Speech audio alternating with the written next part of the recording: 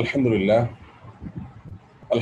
রাব্বিল আলামিন ওয়াসসালাতু ওয়াসসালামু আলা আশরাফিল আমবিয়া ওয়াল মুরসালিন নবিয়িনা মুহাম্মদ ওয়া আলা আলিহি ওয়া আসহাবিহি আজমাইন আম্মা বা'দ। সকল প্রশংসা মহান আল্লাহ সুবহানাহু ওয়া তাআলার জন্য। অসংখ্য অগণিত দরুদ এবং সালাম বর্ষিত হোক প্রিয় নবী মুহাম্মদ মুস্তাফা সাল্লাল্লাহু আলাইহি সাল্লামের প্রতি এবং তার সকল আলো আসহাব সকলের প্রতি। আল্লাহুম্মা সাল্লি আলাইহিম আল্লাহুম্মা বারিক আলাইহিম। আজকের এই জুম মিটিং এর এই প্রোগ্রামে যারা রোড টু সাকসেস আয়োজিত এই প্রোগ্রামে যারা অংশগ্রহণ করেছেন আপনাদের সকলকেই আন্তরিক অভিনন্দন জানাচ্ছি। আজকের এই পর্বে আজ আমাদের আলোচনার বিষয়বস্তুটি অত্যন্ত গুরুত্বপূর্ণ, আর সেটি হলো গুনাহ থেকে বাঁচার উপায়। আমরা পাপের কাছ থেকে কিভাবে বেঁচে থাকব তার উপায় এবং পদ্ধতি কোরআন এবং হাদিসের আলোকে কি আছে না আছে সে বিষয়ে আজ আমরা কথা বলবো ইনশাআল্লাহ তাআলা। সর্বপ্রথম যে বিষয়টি আমরা জানতে চাইব তা হলো গুনাহ এবং পাপ থেকে বেঁচে থাকার অপরিহার্যতা কতখানি, এর গুরুত্ব কি ইসলামী শরীয়তের দৃষ্টিতে। তো এর উত্তরে আমরা বলতে চাই যে পাপের কাছ থেকে বেঁচে থাকা, আল্লাহর নিষিদ্ধ কাছ থেকে বেঁচে থাকা, এটি তাকওয়ার পূর্ব শর্ত। আল্লাহ রাব্বুল আলামিন আমাদেরকে যে ইবাদতের নির্দেশ দিয়েছেন সেই ইবাদত এর দুটি পার্ট, একটা হলো আল্লাহর নির্দেশগুলোকে মান্য করা, আর একটা হলো আল্লাহর নিষিদ্ধ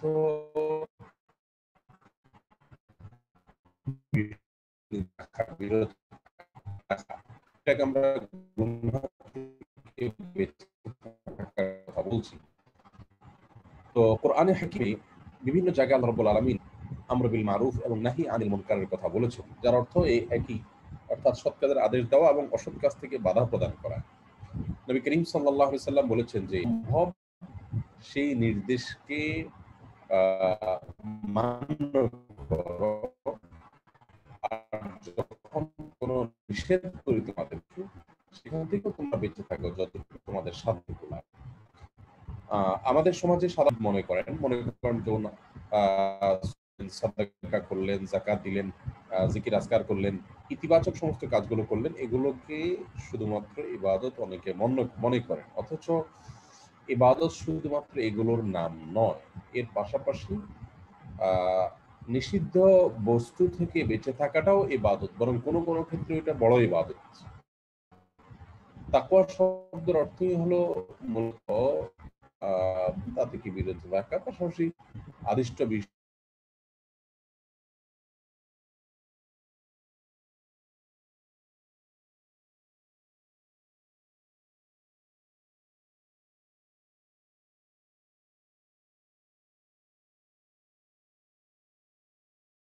সবচেয়ে বড় আবেদ, সবচেয়ে বড় ইবাদত গুজার হতে পারবে। তো এই জন্য একজন ইমানদার তার চেষ্টা থাকা উচিত যত নিষিদ্ধ বস্তু আছে আল্লাহ রাব্বুল আলামিন যেগুলোকে করতে নিষেধ করেছেন সেগুলো থেকে বেঁচে থাকার চেষ্টা করা। শুধুমাত্র সালাত, সিয়াম, জিকির, আজকার, তেলাওয়াত, পর্দা ইত্যাদি এগুলো করার নামটাই ইবাদত নয়। এগুলোর পাশাপাশি যদিও পর্দাটা একটা নিষিদ্ধ কাজ থেকে বেঁচে থাকারই একটা বিষয়, অতএব অন্য সমস্ত নিষিদ্ধ বিষয় আশয় থেকে বেঁচে থাকাটা এটা কোনো কোনো ক্ষেত্রে আরো বড় ইবাদতের বিষয়। অনেক ক্ষেত্রে দেখবেন যে সৎ কাজের আদেশ যেটা সেটা মেনে চলা অনেকটা সহজ, কিন্তু নিষিদ্ধ বিষয়গুলো থেকে বেঁচে থাকা অনেক কঠিন হয়ে যায়। আপনি আমাদের কালিমাতুত তাওহীদের বিষয় যদি খেয়াল করেন দেখবেন বিষয়টি পরিষ্কার হয়ে গেছে যে আল্লাহ রাব্বুল আলামিন আমাদেরকে যে কালিমাতুত তাওহীদ দিয়েছেন সেখানে আমরা বলছি লা ইলাহা ইল্লাল্লাহ। লা ইলাহা মানে হলো কোনো প্রকারের মাবুদের যাকে মানুষ ইবাদত করে, উপাসনা করে, তারকে উপাস্য হিসেবে আমি গ্রহণ করব না। ইল্লাল্লাহ, শুধুমাত্র আল্লাহকেই গ্রহণ করব। তাহলে শুরুতে কিন্তু না বাচক, তারপরে হ্যাঁ বাচক। এজন্য ইবাদত বন্দিগি এই বিষয়গুলো ইতিবাচকগুলো করার গুরুত্ব যেমন আছে, নেতিবাচকগুলো থেকে বেঁচে থাকার গুরুত্ব কোনো কোনো ক্ষেত্রে তার চাইতে অনেক বেশি আছে। আল্লাহ রাব্বুল আলামিন গুনাহ থেকে বেঁচে থাকা এবং হারাম কাজ থেকে বেঁচে থাকার যে গুরুত্ব, যে প্রয়োজনীয়তা, সেটা আমাদেরকে উপলব্ধি করার তৌফিক দান করুন। তাহলে আমরা মোটামুটি জানলাম যে ইসলামী শরিয়ার দৃষ্টিকোণ থেকে এই যে পাপের কাজ, অন্যায় কাজ এবং হারাম কাজ এগুলো বেঁচে থাকার কি গুরুত্ব আছে না আছে। আহ, এরপরে আসি গুনাহ থেকে। গুনাহ কয় প্রকার এবং কি কি, সেটা নিয়ে ডিটেল আলোচনা আজ আমরা করবো না, যদি বেঁচে থাকার উপায় নিয়ে আজকে কথা বলতে হবে। আহ, গুনাহ যেহেতু সবচেয়ে বড় বিষয় হলো যে পাপের কাজ, এগুলো কবিরা গুনাহ এবং সগীরা দুই রকম আছে। তো কবিরা গুনাহ থেকে বেঁচে থাকার জন্য চেষ্টাটা ইমানদারের সবচেয়ে বেশি থাকা উচিত। সগীরা গুনাহ বা ছোট গুনাহ যেগুলা বড় কোনো নিষিদ্ধ নয়, সেগুলো থেকে বেঁচে থাকাটাও গুরুত্বপূর্ণ। কিন্তু সেগুলো থেকে বেঁচে থাকা সবসময় আমাদের দ্বারা সম্ভব হবে না। যদি নাও হয়, আল্লাহ রাব্বুল আলামিন তার জন্য সেভাবে আমাদেরকে পাকড়াও করবেন না। কোরআনে হাকিম আল্লাহ বলেছেন, ইন তাজতানিবু কাবায়িরা মা তুনহাউনা আনহু নুকাফির আনকুম সাইয়্যাতিকুম। তোমরা যদি বড় বড় অপরাধসমূহ থেকে বেঁচে থাকো, তাহলে তোমাদের ছোটখাটো ভুল ত্রুটি, অন্যায় এবং খারাপ কাজ ইত্যাদি এগুলো কে আমি মাফ করে দিব। যদি বড়গুলো থেকে বেঁচে থাকো, যেন বড়গুলো থেকে বেঁচে থাকার চেষ্টা করা উচিত। গুনাহের মধ্যে যেগুলো কবিরা গুনাহ, বড় পাপ, আর যেগুলো ছোট পাপ, এগুলো আমরা বুঝবো কিভাবে, তার উপায় কি?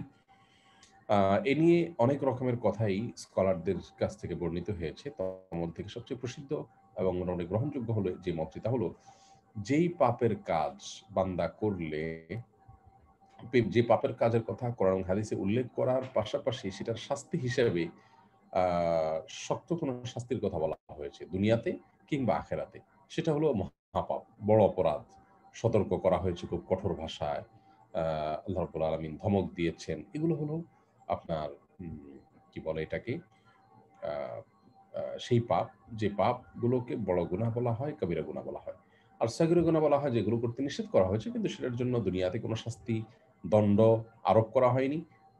আর আখিরাতে কোনো শাস্তির কথা বলা হয়নি। আর সেইভাবে কঠোর ভাষায় যেটি নিষেধ করা হয়নি, সাধারণ নিষেধ, এগুলোকে সগীরা গুনাহ বলা হয়।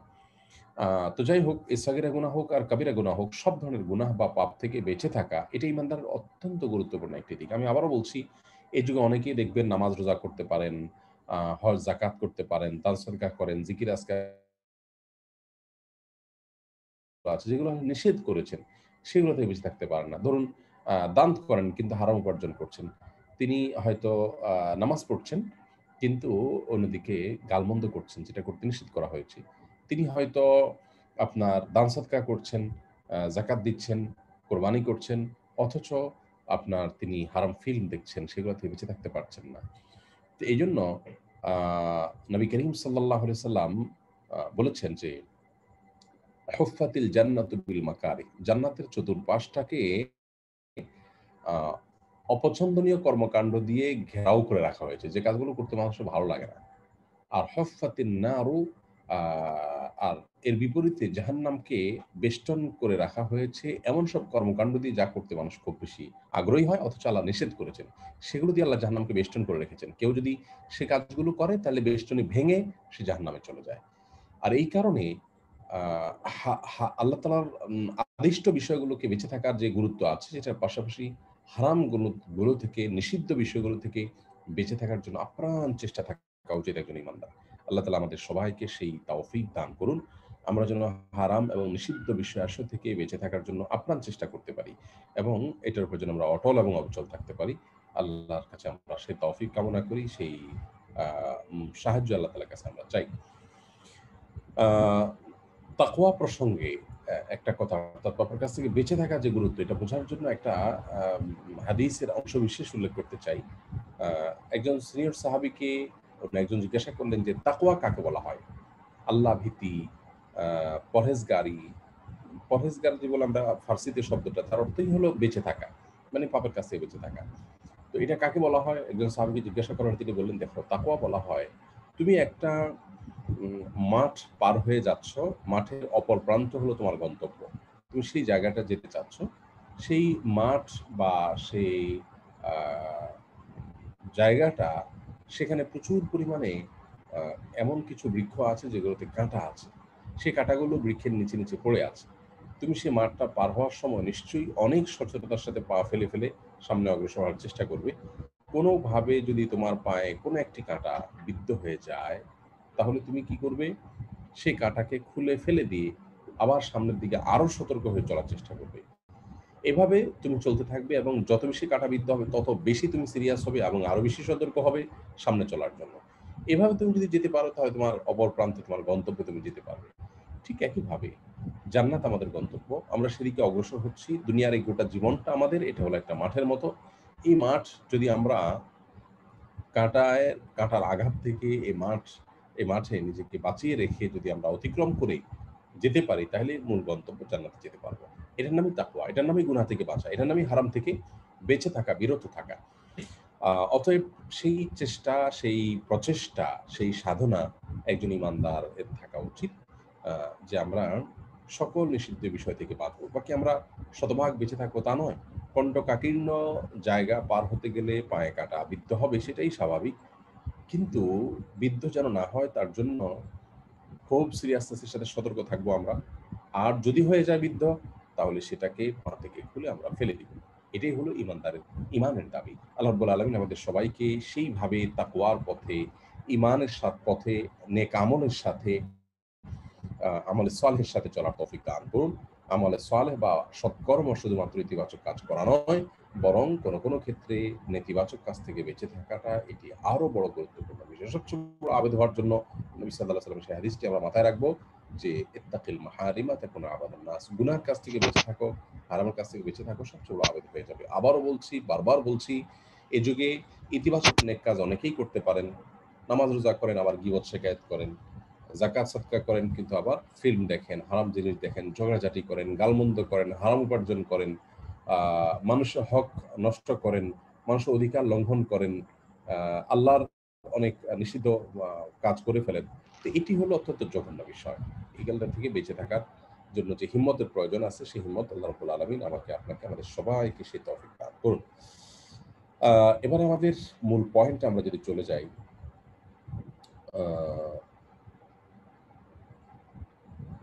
সেটা হলো যে আমরা গুনাহ থেকে বেঁচে থাকবো কিভাবে? তার উপায় কি? পদ্ধতি কি? দেখুন, গুনাহ থেকে বেঁচে থাকার জন্য অনেকগুলো পদ্ধতি এবং অনেকগুলো করণীয় আমাদের আছে। অনেকগুলো উপায় আমাদের আছে। এর মধ্য থেকে সর্বপ্রথম যে উপায়ের কথা বলব, তা হলো গুনাহ এবং পাপের ভয়াবহতা কি? সেটা আমাদেরকে জানতে হবে। আমরা যদি কোন পাপের শাস্তি আল্লাহ রাব্বুল আলামিন কি দিবেন, আখিরাতে কি শাস্তির কথা বলা হয়েছে, দুনিয়াতে কি শাস্তির কথা আছে, সেটা যদি জেনে একটু সময় নিয়ে আমরা ভাবতে পারি। আজকাল আমাদের ভাবনা, গবেষণা, চিন্তা এগুলোর সুযোগ হয় না। আমরা যদি একটু সেই শাস্তিগুলোর কথাটা একটু ভাবি, একটু ধ্যান করি, একটু চিন্তা করি যে এটা কত ভয়াবহ হতে পারে।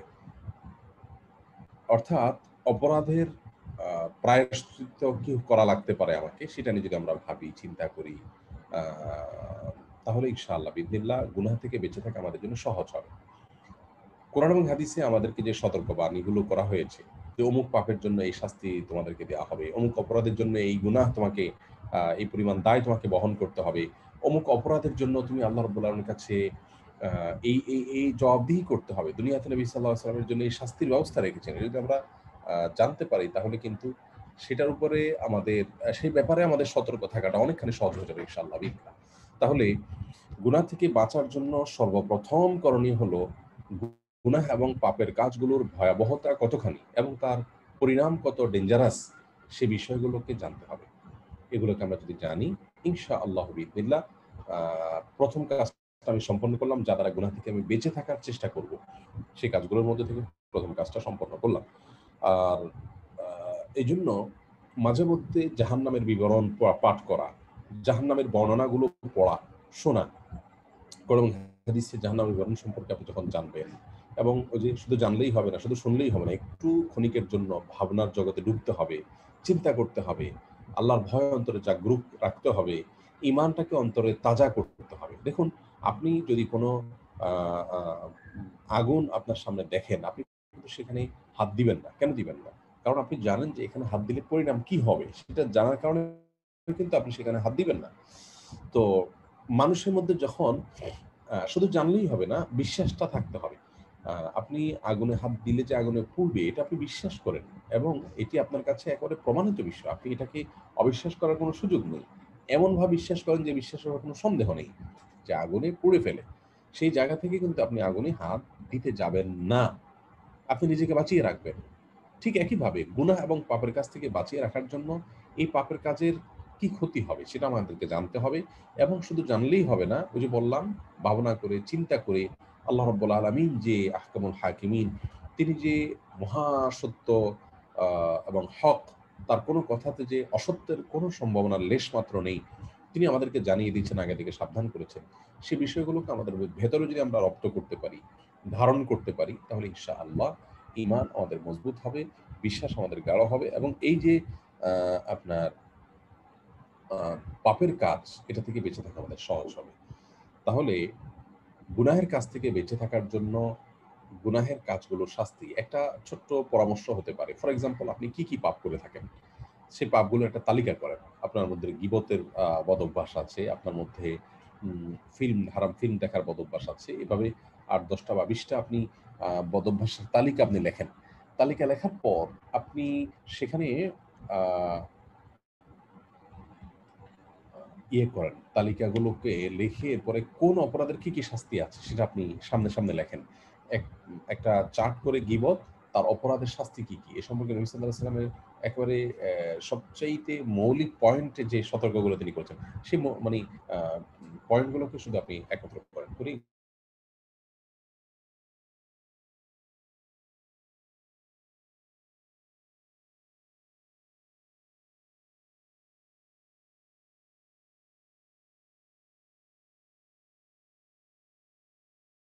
চোখের সামনে এবং আপনার আ কি জানি বলে এটাকে? সাউন্ড শোনা যাবে এখন ইনশাআল্লাহ। আমাদের বিদ্যুৎ চলে গেছে। আমরা মোবাইলের সাথে নেটে কানেক্টেড হয়েছি। অতএব সাউন্ড এখন শোনা যাবে ইনশাআল্লাহ তাআলা। জি, আমি যেটা বলছিলাম যে নবী করিম সাল্লাল্লাহু আলাইহি সাল্লাম আমাদেরকে যে দিন দিয়েছেন, আ সে দিনের আলোকে কোন অপরাধের কি, কি শাস্তি আছে, সে শাস্তিটা যদি আমরা জানতে পারি, সেই শাস্তি সম্পর্কে যদি আমরা ওয়াকিবহাল হই, সে সম্পর্কে যদি আমাদের ধারণা চলে আসে, তাহলে ইনশাআল্লাহ বিইذনিল্লাহ আ সেটা নিয়ে আমরা যদি চিন্তা ভাবনা করি, আমরা যদি সে বিষয়ে ঈমানটা নিজের ভিতরে জাগ্রত করার চেষ্টা করি, ইনশাআল্লাহ দেখবেন গুনাহের কাজ থেকে বাঁচা আপনার জন্য অনেকখানি সহজ হয়ে গেছে। এটা হলো ১ম দিক, যে পাপের কাজ থেকে বাঁচার জন্য পাপের কাজসমূহের যে পরিণতি আছে, আ এটার যে আ এটার যে আ উম উম শাস্তির কথা হাদিসে বলা আছে, সেই শাস্তির বিষয়গুলোকে মোটামুটি আমরা জানবো ইনশাআল্লাহ বিইذনিল্লাহ। এটা একটি বিষয়। দ্বিতীয়ত যে বিষয়টি, তা হলো আ গুনাহ থেকে বাঁচার জন্য গুনাহের আ পরিবেশ থেকে দূরে সরা। যেমন ধরুন, আল্লাহ রাব্বুল আলামিন কোরআনে কারিমে জিনা সম্পর্কে বলেছেন, লা তাকরাবুজ জিনা। ওয়ালা তাকরাবুজ জিনা, আল্লাহ বলেছেন, অর্থাৎ জিনার কাছাকাছিও তোমরা যেও না। কেন বলেছেন? কারণ আল্লাহ তাআলা জানেন যে জিনা এমন একটা অপরাধ, যে এটার কাছাকাছি কেউ গেলে সে অপরাধে লিপ্ত হয়ে যায়। অতএব জিনার কাছাকাছি যেতে আল্লাহ রাব্বুল আলামিন নিষেধ করেছেন। এখন আ যেই অপরাধটাতে আপনি কাছাকাছি গেলে সে অপরাধে লিপ্ত হয়ে যাবেন এবং সেটা থেকে আপনি বাঁচতে পারবেন না, সেই অপরাধ থেকে আ বেঁচে থাকার জন্য সে অপরাধের পরিবেশ থেকে আপনাকে দূরে সরতে হবে। অপরাধের পরিবেশ থেকে দূরে সরার মাধ্যমে আপনি অপরাধ থেকে বেঁচে থাকতে পারবেন ইনশাআল্লাহ বিইذনিল্লাহ। তাহলে এটা হলো ২য় পরামর্শ, গুনাহ থেকে বাঁচার জন্য ২য় উপায়, যে আ আপনি গুনাহ এবং আ পাপের কাজের পরিবেশ থেকে দূরে সরা। ধরুন, একজন মানুষ মাদকে আসক্ত। তিনি কিন্তু হঠাৎ করেই মাদকে আসক্ত হয়ে যান না। বরং আ মাদকের সাথে তার আ হয়তো ১ম এই হয়তো সে বিড়ি বা সিগারেটের আ খোরদের সাথে উঠা-বসা করে। এরপরে সেটা হয়তো সে তাদের সাথে এক্সপেরিমেন্ট করে। আ এরপরে হয়তো আ আস্তে, আস্তে সে আরেকটু গভীরে যায়। একটা পর্যায়ে সে কিন্তু মাদকে আসক্ত হয়ে যায়। জেনার কথা যে আল্লাহ বলেছেন, "ওয়ালা তাকরাবুজ জিনা।" জেনার কাছাকাছিও যেও না। একটা ছেলে একটা মেয়ের সাথে ১ম এ হয়তো আ দেখে, কথা বলে। এরপরে আস্তে, আস্তে হয়তো অসৎ উদ্দেশ্য শুরুতে থাকেও না। এমনও হতে পারে। আ এরপরে আস্তে, আস্তে তার কামনা বাসনা বাড়তে থাকে এবং তাকে নিয়ে ভাবতে থাকে। একটা পর্যায়ে হয়তো জেনার দিকে ২ জন ধাবিত হয়ে যায়। তাহলে পাপের কাজের কাছাকাছিও আল্লাহ রাব্বুল আলামিন যে যেতে নিষেধ করেছেন, সেটা এজন্যই করেছেন, কারণ জানেন আল্লাহ তাআলা যে মানুষের নেচারটা হলো যে কোন পাপের কাজের কাছাকাছি গেলে সে ওই পাপের কাজে লিপ্ত হয়ে যেতে পারে। এর সম্ভাবনা থাকে অনেক বেশি জোরালো। আ যার কারণে আল্লাহ রাব্বুল আলামিন সেটা থেকে বেঁচে থাকার জন্য বলেছেন। তো এইজন্য পাপের কাজ থেকে বেঁচে থাকার জন্য গুনাহের পরিবেশ থেকে দূরে সরা, গুনাহ থেকে দূরে সরা। ধরুন, আ আপনি কোন একটা সোসাইটিতে আছেন, যে সোসাইটিতে তাকওয়ার কোন চর্চা নাই। যদি এরকম হয়, তাহলে সেই সোসাইটিতে আপনি নিজেকে গুনাহ থেকে বাঁচিয়ে রাখা অনেক কঠিন। অসম্ভবের মতো কঠিন। এই জন্যই তো পরিবেশ এর প্রয়োজন হয়। নবী করিম সাল্লাল্লাহু আলাইহি ওয়াসাল্লাম বলেছেন যে আল মারউ মাআ খালিলি ফালইয়ানজুর আহাদুকুম মান ইউখালিল। মানুষ তার সাথেই থাকে, বসবাস করে, তার আদর্শেই আদর্শবান হয় এবং তার সাথেই কিয়ামতের ময়দানে উত্থিত হবে, উঠবে, যার সাথে সে বন্ধুত্ব রাখে বা যার সাথে মেলামেশা করে। অতএব পাপের কাজ এবং হারাম কাজ, গুনাহের কাজ থেকে বেঁচে থাকার জন্য অত্যন্ত গুরুত্বপূর্ণ একটা বিষয় হলো পাপের পরিবেশ থেকে বেঁচে থাকা। হারামের পরিবেশ থেকে বেঁচে থাকা, খারাপ বন্ধু থেকে, খারাপ সংস্রব থেকে, খারাপ সোসাইটি থেকে নিজেকে দূরে রাখা। এটা অনেক বেশি গুরুত্বপূর্ণ। তো যাই হোক, আ এই বিষয়টি নিয়ে অনেক কথা বলার আছে। আজকাল আমাদের যে ছেলেমেয়েরা নষ্ট হয়ে যাচ্ছে, এর একটা বড় কারণ হলো ভালো কোনো সোসাইটি নেই। ধরুন আপনার বাচ্চা বিকেলবেলা আ খেলছে। খেলতে নামার পর একটা পর্যায়ে আসরের আযান হয়েছে অথবা মাগরিবের আযান হয়েছে। তার বন্ধুরা হয়তো আ বেশিরভাগই বেনামাজি। তখন তারা খেলা কন্টিনিউ করছে। কিন্তু এই ছেলেটাকে তখন আ নামাজে যেতে হলে স্ট্রাগল করে এদের বিরুদ্ধে অবস্থান নিয়ে তারপরে তাকে বাহিরে যেতে হবে। এটা তো তার জন্য অনেক কঠিন কাজ। এটা তো তার জন্য অনেক জটিল কাজ। পক্ষান্তরে আপনার আ যদি বেশিরভাগ তার বন্ধুরা নামাজি হতো, তার বন্ধুরা যদি বেশিরভাগ দিনদার হতো, তাহলে কিন্তু তার জন্য এই জিনিসটা এতটা কঠিন হতো না। আ বিধায় এই জিনিসটা আমাদেরকে মনে রাখতে হবে যে পাপের কাছ থেকে বা গুনাহের কাছ থেকে বেঁচে থাকার জন্য পরিবেশটা অনেক বেশি গুরুত্বপূর্ণ। অনেক বেশি গুরুত্বপূর্ণ। কোরআনে কারিমে আল্লাহ রাব্বুল আলামিন এর জন্য বলেছেন, "ইয়া আইয়ুহাল্লাযীনা আমানুত্তাকুল্লাহ" হে ঈমানদারগণ, তোমরা আ তাকওয়া অবলম্বন করো। তাকওয়া অবলম্বন করার মানে এতক্ষণ আমরা বললাম শুরুর দিকে। গুনাহের কাছ থেকে বেঁচে থাকো, নিজেকে বাঁচানোর চেষ্টা করো এবং হারাম কাজ থেকে নিজেকে বাঁচিয়ে রাখো। ওয়া কুনু মা'আস সাদিকিন, আর সত্যবাদীদের সঙ্গে থাকো। সত্যবাদীদের সঙ্গে থাকো মানে হলো আ যারা সাদেক, সাদেক বলা হয় যাদের কথা এবং কাজে মিল আছে, যাদের ঈমানের সাথে আমলের মিল আছে, বৈপরীত্য নাই, যারা মুত্তাকি, যারা মুখলিস, আ যারা খাঁটি ঈমানদার, সেই মানুষগুলো সম্পর্কে আল্লাহ বলেছেন, "ওয়াকুনু মা'আস সাদিকিন", তোমরা তাদের সঙ্গে থাকো, যারা সাদেক।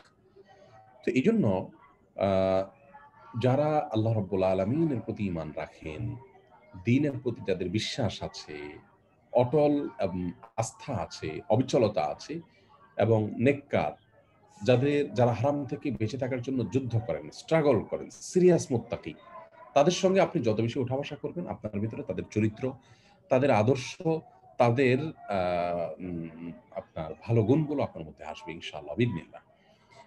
সাহাবী আমরা যাদেরকে বলছি, প্রিয় নবী সাল্লাল্লাহু আলাইহি সাল্লামের সহচর যারা ছিলেন, তাদেরকে আমরা সাহাবী বলছি এবং হাদিসেও আ সাহাবী তাদেরকে বলা হয়েছে এবং কোরআনে সাহাবা শব্দটি বিভিন্নভাবে বিভিন্ন মূল ধাতুতে বিভিন্ন রূপে এটা ব্যবহার হয়েছে। আপনার সেই সাহাবী শব্দটার অর্থই হলো সোহবত প্রাপ্ত, অর্থাৎ সান্নিধ্য প্রাপ্ত, ভালো মানুষের কাছে থাকা। এই যে রোড টু সাকসেস এর আয়োজন আ আ এখান থেকে আম করছেন আপনারা। এই রোড টু সাকসেস এর আয়োজনটা এটা একটা সৎসঙ্গে বাসের একটা সুযোগ। যারা এখানে যুক্ত হয়েছেন এবং এখানে আপনারা নিয়মিত একত্র হন, নিশ্চয়ই সে মানুষগুলো এখানে একত্র হওয়ার চেষ্টা করেন যারা আল্লাহ রাব্বুল আলামিনের নির্দেশের পথে চলতে চান, তাকওয়ার পথে চলতে চান, হারাম থেকে বেঁচে থাকতে চান, হালালের পথে যেতে চান। নিশ্চয়ই সেই চেষ্টা যারা করেন তারাই তো আপনার এখানে একত্রিত হয়েছেন। তো এটা একটা আপনার সোসাইটি বলতে পারেন, এটা একটা পরিবেশ বলতে পারেন। কিন্তু এই পরিবেশটা এটা তো আপনি সবসময় থাকতে পারছেন না। আপনি যত বেশি এরকম পরিবেশে থাকবেন, তার মানে এই না যে সারাদিন দিনে প্রোগ্রাম করতে থাকে। আমি বলছি যে আপনার বাসা, আপনার প্রতিবেশী, আপনার আত্মীয়, আপনার বন্ধু-বান্ধব সব যখন দিনদার হবেন, তাদের সাথে ওঠা-বসা হবে, তাদের সাথে চলাফেরা হবে, তাদের সাথে আন্তরিকতা হবে, তাদের সাথে লেনদেন হবে, তত বেশি আপনার ভিতরে গুনাহ থেকে বেঁচে থাকার যে বিষয়টা সেটা আপনার ভিতরে তত বেশি জাগ্রত হবে। সে শক্তি তত বেশি আসবে ইনশাআল্লাহ বিইذনিল্লাহ। আর এজন্য আল্লাহ তাআলা বলেছেন, "ইয়া আইয়ুহাল্লাযীনা আমানুত্তাকুল্লাহ", হে ঈমানদারগণ তোমরা তাকওয়া অবলম্বন করো। গুনাহ থেকে বাঁচো। পদ্ধতি কি? ওয়াকুনু মা'আস সাদিকিন। এই আয়াতেরই পরের অংশে আল্লাহ পদ্ধতি বলে দিয়েছেন তাকওয়া অর্জন করার, গুনাহ থেকে বাঁচার, যে ওয়াকুনু মা'আস সাদিকিন। নেককারদের সঙ্গে থাকো। নেককারদের সঙ্গে থাকলে আল্লাহ রাব্বুল আলামিন তাদের অবস্থা পরিবর্তন করেন। দেখুন নবী করিম সাল্লাল্লাহু আলাইহি ওয়াসাল্লামের সংস্রবে, তার সান্নিধ্যে, তার সঙ্গে যখন আ সাহাবায়ে কেরাম ছিলেন রিদওয়ানুল্লাহি তাআলা আলাইহিম আজমাইন, তখন কিন্তু তারা আ তাদের নিজেদেরকে পরিবর্তন করতে পেরেছেন। তারা সোনার মানুষে পরিণত হয়েছেন। কিসের মাধ্যমে? শুধু সোহবতের মাধ্যমে। আজকের যুগে অনলাইনে সোশ্যাল মিডিয়া থেকে দিন শেখা যাচ্ছে। এটা একটা বিরাট বড় সুযোগ। এই সুযোগটার কারণে আমরা অনেকেই আ অনেক ভুলও করি। সেটা হলো আমরা মনে করি দিন বোঝার জন্য, দিন মানার জন্য, দিন গ্রহণ করার জন্য বোধহয় এই সোশ্যাল মিডিয়ার এক্টিভিটিস অথবা অনলাইন থেকে দিন শেখা, দূর থেকে আপনার বিভিন্নভাবে দিনের নলেজ অর্জন করা এটা বোধহয় যথেষ্ট। না, এটা যথেষ্ট নয়। দিন শেখার জন্য এই পদ্ধতিটা আমরা যেন ব্যবহার করতে পারি, যেমন ব্যবহার করতে পারি সে ব্যাপারে কোনো সন্দেহ নেই। ওলামায়ে কেরাম, নেককার দিনদারদের সোহবত, সান্নিধ্য, তাদের শাসন, তাদের ভালোবাসা, তাদের আমল সরাসরি দেখা, তাদের সান্নিধ্যের সৌরভ নেওয়া, তাদের সাথে থাকলে যে একটা আত্মিক সম্পর্ক তৈরি হয়, এই বিষয়গুলো মানুষের জন্য, ঈমানদার মানুষের জন্য অনেক বেশি গুরুত্বপূর্ণ, অনেক বেশি গুরুত্বপূর্ণ। তো সেই জায়গাটাতে আমাদের যাওয়ার চেষ্টা করতে হবে, আপ্রাণ চেষ্টা করতে হবে। তাহলে ইনশাআল্লাহ গুনাহ থেকে আপনি বাঁচতে পারবেন। পাপের কাছ থেকে বাঁচতে পারবেন। আপনি আপনার সন্তানকে একটা স্কুলে দিলেন। সেই স্কুলে বেশিরভাগ সন্তানদের মধ্যে দ্বীনি চেতনা নাই। আল্লাহর পরিচয় তারা জানে না। তাহলে আপনার সন্তান তাদের সাথে মেশার মাধ্যমে সে কিন্তু খারাপের দিকেই অগ্রসর হবে। এটিই স্বাভাবিক। একইভাবে আপনার কথা, আমার কথা, আমাদের সকলের কথা প্রযোজ্য। এজন্য আ একটা প্রবাদ আছে আরবিতে, "উতলুবুল জারা ক্বাবলা দার" তুমি বাসা দেখার আগে বাসার প্রতিবেশী দেখো। আশেপাশে কারা থাকেন, প্রতিবেশী কারা আছেন না আছেন সেটা দেখো। তো এইজন্য গুনাহ থেকে বেঁচে থাকার জন্য, তাকওয়া চর্চা করার জন্য আপনার আ পাপের পরিবেশ থেকে দূরে সরা এবং ভালো মানুষের সান্নিধ্য অর্জন করা। এটা অনেক বেশি গুরুত্বপূর্ণ। আল্লাহ রাব্বুল আলামিন আমাদেরকে এই বিষয়টিও আমাদের ভিতরে যেন আমরা ধারণ করতে পারি সেই তৌফিক দান করুন। আমরা যেন পাপের পরিবেশ থেকে বেঁচে থাকতে পারি এবং ভালো মানুষের সান্নিধ্য অর্জন করতে পারি। আমি এটাকে আলাদা, আলাদা পয়েন্টে বলতে পারি। ১ম পয়েন্টে যেটি বলেছি যে পাপের আ শাস্তি কি, ভয়াবহতা কি, এটার আ পরিণাম কি হতে পারে, জাহান্নামের শাস্তির ধরন কি, এগুলো যখন জানবো এবং সেটা উপলব্ধিতে আনবো, সেটা আমার বিশ্বাসের জায়গায় আমি নিয়ে আসতে পারবো, তখন গুনাহ থেকে বেঁচে থাকা সহজ হবে। দ্বিতীয়ত আ খারাপ পরিবেশ থেকে সরা, গুনাহের পরিবেশ থেকে সরে যাওয়া, এটা জরুরি। আ এর পাশাপাশি আরেকটা হলো যে ভালো মানুষের সান্নিধ্য এবং তাকওয়ার পরিবেশে আসা। তাকওয়ার পরিবেশে আসা। কেন ইসলামী শরীয়ত অমুসলিম কান্ট্রিতে, অমুসলিম দেশে বসবাস করতে আমাদেরকে নিষেধ করেছে? কেন? এর কারণ হলো এটাই যে সেখানে বেশিরভাগ মানুষ যখন অমুসলিম হবে, বেশিরভাগ মানুষ যখন খারাপ হবে, তাদের দ্বারা আপনি প্রভাবিত হবেন। হ্যাঁ, সেখানে আপনি দাওয়াতের উদ্দেশ্যে অবস্থান করতে পারেন। বিশেষ কোনো প্রয়োজনে যেটা আপনার এবং মুসলিম মিল্লাতের স্বার্থ যে যার পেছনে রয়েছে, এর কোনো প্রয়োজন আপনি সেখানে থাকতে পারেন। কিন্তু জাস্ট একটু লাক্সারিয়াস লাইফ লিড করার জন্য, একটু ভালোভাবে দুনিয়াতে চলার জন্য আপনি সেখানে থাকেন, ইসলাম শরীয়ত সেটাকে অনুমোদন করেনি। নবী করিম সাল্লাল্লাহু আলাইহি ওয়াসাল্লাম স্পষ্ট নিষেধ করেছেন। কেন? এর একটা বড় কারণ হলো এটি যে আপনি সেখান থেকে প্রভাবিত হবেন। আপনি না হলে আপনার সন্তানরা হবে। সন্তানরা না হলে তারপরের সন্তানরা হবে এবং পরিস্থিতি আস্তে, আস্তে খারাপের দিকে যাবে। একটা পর্যায়ে আপনার জেনারেশনের মধ্যে হয়তো ঈমানদার মানুষদের যে ধারা সেটা আর নাও থাকতে পারে। সেই জায়গা থেকে এই মন্দ পরিবেশ থেকে, পাপের পরিবেশ থেকে সরে আসার জন্য আল্লাহ রাব্বুল আলামিন বলেছেন। কোন জায়গায় যদি কেউ আ আপনার ধরুন পূজা করে, শিরক করে, নবী করিম সাল্লাল্লাহু আলাইহি ওয়াসাল্লাম সেখানে যেতে আমাদেরকে নিষেধ করেছেন এবং বলেছেন, "মান কাফফারা সাওয়াদা কওমিন ফাহুয়া মিনহুম।" যে ব্যক্তি কোনো দলের কোনো আ সম্প্রদায়ের আ দলে অন্তর্ভুক্ত হয়ে বা তাদের কোনো কিছুতে যোগদান করে তাদের দলকে ভারী করলো, তাদের সংখ্যা বাড়ালো, সে তাদের অন্তর্ভুক্ত হয়ে গেল। কেন নবী করিম সাল্লাল্লাহু আলাইহি ওয়াসাল্লাম এত কঠোর এবং এত শক্ত কথা বললেন? কারণ এর মাধ্যমে আপনি প্রভাবিত হবেন। আর এই প্রভাবটা আপনি শুরুতে আঁচ করবেন না। খুব ধীরে, ধীরে, ধীরে, ধীরে আপনার ভিতরে এই প্রভাবটা আসবে এবং কাজ করবে। তো এজন্য পাপের কাছ থেকে বেঁচে থাকার জন্য, গুনাহ থেকে বেঁচে থাকার জন্য খারাপ পরিবেশ থেকে দূরে সরা, খারাপ বন্ধুকে ত্যাগ করা, মন্দ পরিবেশ থেকে সরে আসা এটা অনেক বেশি ইম্পোর্টেন্ট। আ আল্লাহ তাআলা আমাকে আপনাকে সবাইকে তৌফিক দান করুন। সাথে, সাথে আপনার নেককারদের সোহবতের কথা বলেছি। ভালো মানুষের সান্নিধ্য অর্জন করা, নেককার মানুষদের সোহবতে যাওয়া, তাদের সাথে সময় কাটানো, তাদেরকে বন্ধু বানানো, তাদের সাথে উঠা-বসা করা, এই বিষয়টি আমাদেরকে করতে হবে। তাহলে ইনশাআল্লাহ গুনাহের কাছ থেকে আমরা অনেকখানি আমরা বাঁচতে পারবো। আল্লাহ তাআলা আমাদের সবাইকে সেই তৌফিক দান করুন। আ নেককারদের সোহবতের বিষয়টি নিয়ে আমি বলছিলাম অনলাইনের কথা। আবার একটু পেছনে ফিরে যাই যে অনলাইনে বা সোশ্যাল মিডিয়াতে যারা অ্যাক্টিভ আছেন তারা সেখানে অ্যাক্টিভ থাকেন। এটাতে দোষের কিচ্ছু নেই। কিন্তু সেটা করতে গিয়ে আপনি যদি এত বেশি ব্যস্ত হয়ে পড়েন এবং এত বেশি আপনি সোশ্যাল মিডিয়ার উপর নির্ভরই হয়ে যান যে ওলামাদের সান্নিধ্য নেওয়ার কোনো প্রয়োজনীয়তা অনুভব না করেন, তাহলে কিন্তু আপনি গোমরাহ হয়ে যাবেন। আজকাল দেখুন আপনারা ফেসবুকে বা সোশ্যাল মিডিয়াতে কিছু লোকজন ইসলামের কিছু বই পুস্তক পড়ে, কিছু আলেমদের বক্তব্য শুনে তারা এই পরিমাণ নিজেদেরকে পণ্ডিত মনে করেন যে তারা বোধহয় অনেক কিছু শিখে ফেলেছেন। অথচ তারা অনেক কিছু শেখা তো দূরের কথা, দ্বীনের বেসিক ধারণাই তাদের মধ্যে আসে নাই। কারণ আ ইসলামের যে আপনার স্পিরিচুয়াল দিকটা আছে, সেদিকটাকে অস্বীকার করবার কোনো সুযোগ নেই। আল্লাহ রাব্বুল আলামিন কিন্তু আ মক্কার মুশরিকদের মাঝে শুধুমাত্র আসমানি গ্রন্থ জিবরিল ফেরেশতাকে দিয়ে পাঠিয়ে দিতে পারতেন। কোরআন পাঠিয়ে দিতে পারতেন কিনা।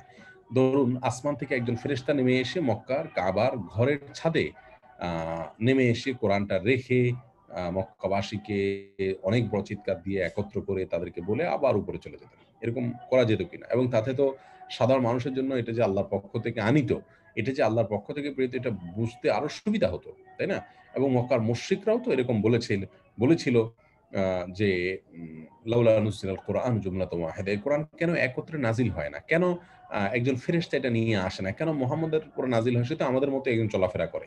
দেখুন, আল্লাহ রাব্বুল আলামিন কোরআনকেও শুধুমাত্র আসমান থেকে আকস্মিকভাবে প্রেরণ করে দেননি। বরং তিনি কোরআনকে নাজিল করেছেন এবং তার পাশাপাশি একজন মানুষ দিয়েছেন, ব্যক্তি দিয়েছেন। যেটাকে ওলামায়ে কেরাম এভাবে বলেন আ যে আ কিতাবুল্লাহর সাথে রেজাউল্লাহর প্রয়োজন হয়। রেজাউল্লাহ মানে হলো আল্লাহর থেকে দেওয়া মানুষ, ভালো মানুষ। আর কিতাবুল্লাহ মানে আল্লাহর গ্রন্থ। তো আল্লাহ রাব্বুল আলামিন এখানে বলেছেন যে আল্লাহর গ্রন্থ কোরআনের যে বিষয়টি, শুধু এইটাই আল্লাহ রাব্বুল আলামিন দিয়ে ক্ষান্ত হননি। বরং কোরআন দেয়ার পাশাপাশি আল্লাহ রাব্বুল আলামিন সেটির ধারণকারী মানুষ দিয়েছেন। অর্থাৎ কোরআন পাঠ করো আর নবী করিম সাল্লাল্লাহু আলাইহি ওয়াসাল্লামের সোহবত বা সান্নিধ্য নাও। তার কাছ থেকে দ্বীন, তার সান্নিধ্যে থেকে সাহাবায়ে কেরাম নিয়েছেন। তাদের কাছ থেকে সান্নিধ্য নিয়ে তাবে-তাবেয়ীনরা নিয়েছেন। তাদের কাছ থেকে তাবে-তাবেয়ীনরা নিয়েছেন। এজন্য ধারাবাহিকভাবে আসছে। আব্দুল্লাহ ইবনে মুবারাক রাহিমাহুল্লাহর একটা উক্তি অত্যন্ত প্রসিদ্ধ ওলামাদের কাছে। আর সেটা হলো যে আ ইন্নাল ইসনাদা মিনাদ-দ্বীন, নিশ্চয়ই সনদ বা আপনার আ আমরা যেটাকে বলি কোরআন এবং হাদিসের আলোকে একে অন্য থেকে আমরা যেটা আ পেয়েছি বা পেয়ে থাকি, সেই দিনটা উস্তাজের মাধ্যমে নেওয়া এবং কোন সূত্র পরম্পরায় আ সেটা আসা, এটা দ্বীনের অংশ। অতএব আপনি যা শিখছেন সেটা কার কাছ থেকে শিখছেন, এটা অনেক বেশি ইম্পোর্টেন্ট, অনেক বেশি গুরুত্বপূর্ণ। শুধু ব্যক্তিটাই এখানে বিষয় না। বিষয়টা হলো আ ওই ব্যক্তি আবার কার কাছ থেকে নিল, তিনি আবার কার কাছ থেকে নিলেন। তাইলে এখানে সান্নিধ্যের ব্যাপারটা চলে আসে। আপনি অনলাইন থেকে কুড়িয়ে-কাটিয়ে এখান থেকে ওখান থেকে একটু নিলেন। এটাতে দ্বীনের আ মৌলিক বিষয়গুলো আপনি হয়তো অর্জন করতে পারবেন, জানতে পারবেন। কিন্তু একটা আধ্যাত্মিক শক্তি বলি আমরাকে, ভেতরকার একটা রুহানি পাওয়ার বলি আমরা, এটা অর্জিত হবে না। এটা পরিপূর্ণভাবে অর্জিত হতে হলে আপনাকে অবশ্যই কোন না কোন নেক, কোন না কোন মুত্তাকি আলিমের, দিনদার মানুষের সংস্রব এবং সান্নিধ্যে আপনাকে যেতে হবে। আ যিনি আলেম বলতে গতানুগতিক আলেম হওয়া কোন জরুরি না। যিনি দিন এবং ইসলামের বিষয়টাকে অন্য একজন এরকম লেভেলের ব্যক্তির কাছ থেকে শিখেছেন, যিনি তার উস্তাদের কাছ থেকে শিখেছেন। এভাবে রাসূল আকরাম সাল্লাল্লাহু আলাইহি ওয়াসাল্লাম থেকে যে গিয়েছে, তার পর্যন্ত গিয়েছে। এরকম ধারা অব্যাহত থাকতে হবে। তারপরে যায়া আপনি সেই আ দিন আ ধারণ করে সে দিন শিখে ইনশাআল্লাহ কিন্তু আপনি অনেক কিছু অর্জন করতে পারবেন। তো যেটি বলছিলাম যে আ গুনাহ থেকে বেঁচে থাকার জন্য এই যে ভালো আ মানুষের সান্নিধ্যে থাকা, ভালো মানুষের সোহবতে থাকা এবং আ তাদের সংস্রবে যাওয়া, সেই পরিবেশে নিজেকে বেষ্টিত করে রাখা, এটা অনেক বেশি জরুরি। আল্লাহ তাআলা আমাদের সবাইকে তৌফিক দান করুন। সেই সাথে আরেকটি বিষয় আছে গুনাহ থেকে বেঁচে থাকার জন্য জরুরি, সেটা হলো আপনার আল্লাহ তাআলার কাছে দোয়া। আল্লাহর কাছে দোয়া। আমরা আল্লাহর কাছে অনেক রকমের দোয়া করি। কিন্তু এই দোয়াটা কয়জন মানুষ করি যে, "আল্লাহ আমাকে আপনি গুনাহ থেকে বেঁচে থাকার তৌফিক দান করুন।" নবী করিম সাল্লাল্লাহু আলাইহি সাল্লাম আমাদেরকে বিভিন্ন রকমের দোয়া শিক্ষা দিয়েছেন। এই জাতীয় দোয়া যেগুলোতে গুনাহ থেকে বেঁচে থাকার জন্য আমাদেরকে শিক্ষা দেওয়া হয়েছে। যেমন ধরুন আ উম আল্লাহুম্মা আতি নাফসি তাকওয়াহা ওয়া যাক্কিহা ওয়া আনতা খায়রু মান যাক্কাহা। আ এই যে একটা দোয়া, আল্লাহ আপনি আমার নফসকে পবিত্র করে দিন এবং এটাকে আপনি উম আ আ পরিশুদ্ধ করে দিন। আল্লাহর কাছে ন্যস্ত করে দেওয়া। একটা দোয়া এরকম আছে যে, আল্লাহুম্মা আরহামনি বিতারকিল মাআসি। আল্লাহ পাপের কাছ থেকে আপনি বেঁচে থাকার জন্য বেঁচে থাকার তৌফিক দিয়ে আপনি আমার প্রতি রহম করুন, দয়া করুন। আ আ এবং আ ওয়ালা তুসকিনি বিমাসিয়াতিক, আপনার আ অপ পাপের কাজ করে আপনার অবাধ্য হয়ে আমি যেন খারাপ মানুষে পরিণত হয়ে না যাই। আমি যেন অন্যায়ের দিকে ধাবিত হয়ে না যাই, সেই তৌফিক আপনি আমাকে দান করুন। এজন্য আল্লাহর কাছে ন্যস্ত করা। দেখুন, আমি প্রায় সময় একটা কথা বলি যে আ দোয়া কবুলের সময়গুলোতে উমরায় গিয়ে বিভিন্ন গুরুত্বপূর্ণ দোয়া কবুলের জায়গাগুলোতে আমরা কতজন মানুষ আছি যে আল্লাহ রাব্বুল আলামিনের কাছে এইভাবে দোয়া করি, এইভাবে নিজেদেরকে ন্যস্ত করি যেন আমরা গুনাহ থেকে, হারাম থেকে বেঁচে থাকতে পারি। কয়জন মানুষ আছি? মেক্সিমাম মানুষের অবস্থা হলো যে আমরা আসলে আ পাপের কাছ থেকে বেঁচে থাকার জন্য যা দরকার তার আ ধারে কাছেও আমরা করি না। অতএব আল্লাহ তাআলার কাছ থেকে আপনি দোয়া করলেন। দোয়া করে আপনি আ আল্লাহ রাব্বুল আলামিনের কাছে পানাহ চাইলেন। সেই পানাহটা আ যদি এমন হয় যে আপনি চোখের পানি ফেলে আল্লাহকে বললেন, "আল্লাহ, আমি গীবত থেকে বাঁচতে পারছি না। আল্লাহ, আমি হারাম উপার্জন থেকে বাঁচতে পারছি না। আল্লাহ, আমি অমুক অপরাধটা আমি করে যাচ্ছি গোপনে, প্রকাশ্যে। আমি চাচ্ছি, ভালো হতে পারছি না। আপনি আমাকে তৌফিক দান করুন।" এরকম দোয়া যখন আপনি করবেন, তখন ইনশাআল্লাহ বিইذনিল্লাহ গুনাহ এবং পাপের কাছ থেকে বেঁচে থাকা আপনার জন্য তৌফিক নসিব হবে। হারাম এবং পাপের কাজ, গুনাহের কাজ, এটা করার একটা নগদ আনন্দ আছে। এতে কোনো সন্দেহ নাই। আল্লাহ রাব্বুল আলামিন আ পাপের কাজগুলোকে এভাবেই করে রেখেছেন যেগুলো আকর্ষণীয়। মানুষের করতে ভালো লাগবে। কিন্তু সেখান থেকে বেঁচে থাকাটাই হলো আমাদের জন্য চ্যালেঞ্জিং। সেখান থেকে বেঁচে থাকাটাই হলো আল্লাহ রাব্বুল আলামিনের পক্ষ থেকে আমাদের জন্য আপনার নির্দেশিত বিষয়। অতএব সেটার জন্য স্ট্রাগল করা, সেটার জন্য মেহনত করা, সেটার জন্য পরিশ্রম করা, আ এটাই হলো আমাদের জন্য চ্যালেঞ্জ। আল্লাহ তাআলা আমাদের সবাইকে সেই তৌফিক দান করুন। আমরা যেন সব ধরনের পাপের কাজ থেকে, সব ধরনের গুনাহের কাছ থেকে বেঁচে থাকার চেষ্টা করতে পারি। আ সেই মেহনত আমাদের মধ্যে যেন থাকে, সেই বোধোদয় যেন আমাদের মধ্যে থাকে। আ দেখুন, ঈমানদারদেরকে আল্লাহ রাব্বুল আলামিন কোরআনে কারিমে বলেছেন যে তাদের মধ্যে এক শ্রেণীর ঈমানদার আছেন যারা আ খালাতু আমালান সালিহা ওয়া আখরা সাইয়্যা, আ তারা কিছু ভালো কাজ করেছে, আবার কিছু মন্দ কাজ দিয়ে মিশিয়ে ফেলেছে। তো আপনি গুনাহ করার পর আ নিজের উম আ মধ্যে যদি অপরাধবোধ জাগে যে আমি পাপের কাজের মাধ্যমে আ আমি আমার নেক আমলকে মন্দ আমলের সাথে মিশিয়ে ফেলে জান্নাতে যাওয়ার উপযোগিতা আমি নষ্ট করে ফেলেছি। তাহলে কিন্তু আপনার জন্য পাপের কাছ থেকে বেঁচে থাকা অনেক, অনেক বেশি সহজ হবে ইনশাআল্লাহ বিইذনিল্লাহ। আচ্ছা, কিছু পাপ আছে যে পাপগুলো আ আপনার আ মানুষ অন্তর দ্বারা করে। যেমন হিংসা কারোর প্রতি। আ কারোর প্রতি কারোর অন্যের থেকে নিজেকে শ্রেষ্ঠ মনে করে, যেটাকে অহংকার বলি আমরা। সেটা হতে পারে। তারপরে যায়া আ দুনিয়ার মোহ অন্তরের ভিতরে বাসা বেঁধে বসে থাকা। যে দুনিয়া খাই একটা ভাব নিজের ভিতরে থাকা। এই পাপগুলো কিন্তু অন্তরে হয়। এগুলো বাহিরে দেখা যায় না। আ আল্লাহ তাআলা সেই পাপগুলো সম্পর্কে কোরআনে বলেছেন, "ওয়াদারু যাহিরাল ইসমি ওয়া বাতিনা।" তোমরা প্রকাশ্য পাপ এবং বাতিনি পাপ বা ভেতরের পাপ, অপ্রকাশ্য পাপ, গোপন পাপ, এসব ধরনের পাপ থেকে তোমরা বেঁচে থাকো। এগুলো সবগুলোকে তোমরা পরিহার করো।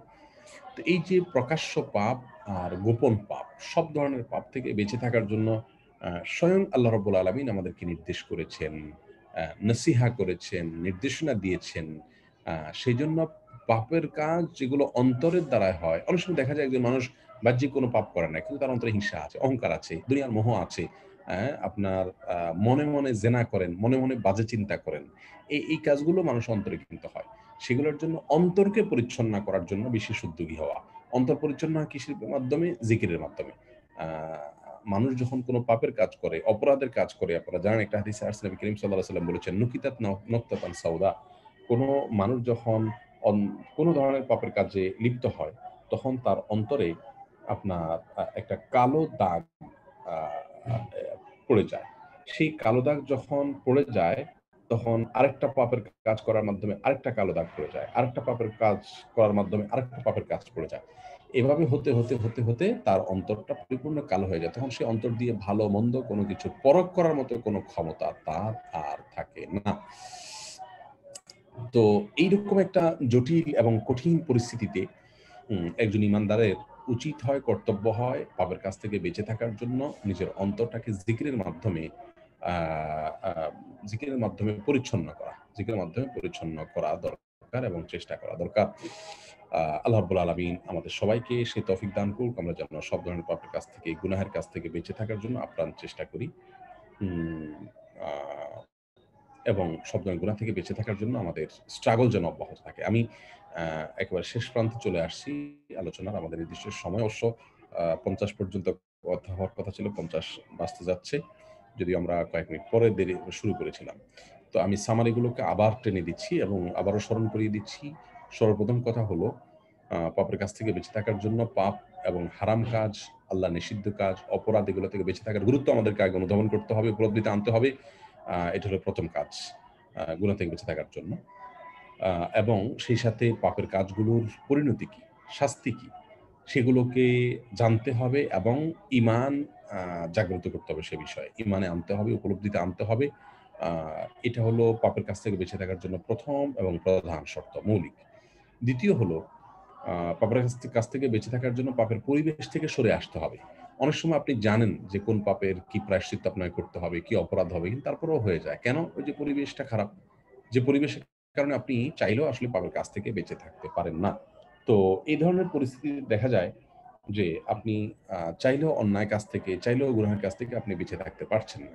তো সেই জায়গা থেকে আপনার মধ্যে চেষ্টা এবং সাধনা থাকা উচিত যেন আপনি গুনাহের কাছ থেকে বেঁচে থাকতে পারেন। আ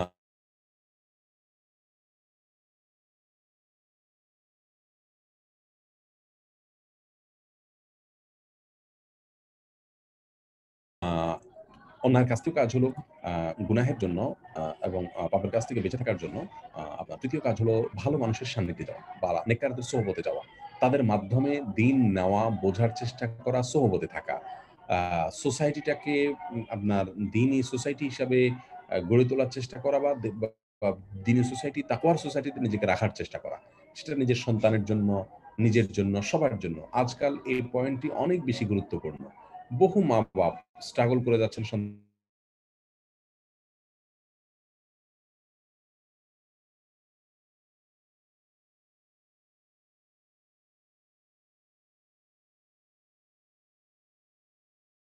সন্তানকে ভালো মানুষ করার জন্য। কিন্তু পরিবেশ নিশ্চিত করার জন্য স্ট্রাগল করতে হবে ইনশাআল্লাহ বিইذনিল্লাহ। চতুর্থ কাজ হলো আল্লাহ রাব্বুল আলামিনের কাছে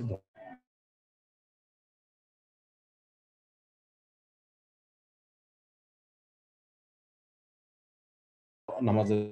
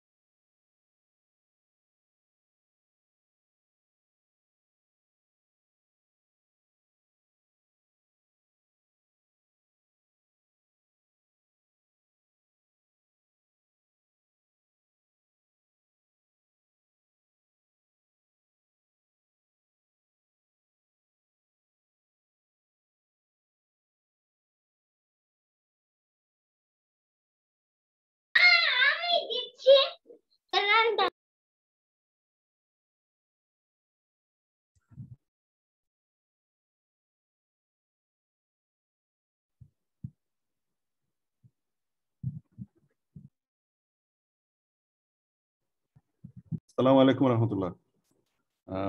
সম্ভবত শাইখের ইন্টারনেট কানেক্টিভিটি রিলেটেড কোন একটা সমস্যা হয়েছে, আপনারা সবাই একটু ধৈর্য ধরে অপেক্ষা করবেন। আসসালামু আলাইকুম রহমতুল্লাহ। আসসালামু আলাইকুম। রিজু ভাই কি সালাতের ছুটি দিয়েছেন? না না শাইখ, আমাদের 4:30 পর্যন্ত করে এরপরে টাইম ছিল আর কি একবারে। এখন আমি বোধহয় ডিসকানেক্টেড হয়ে গেছিলাম। জি জি শাইখ।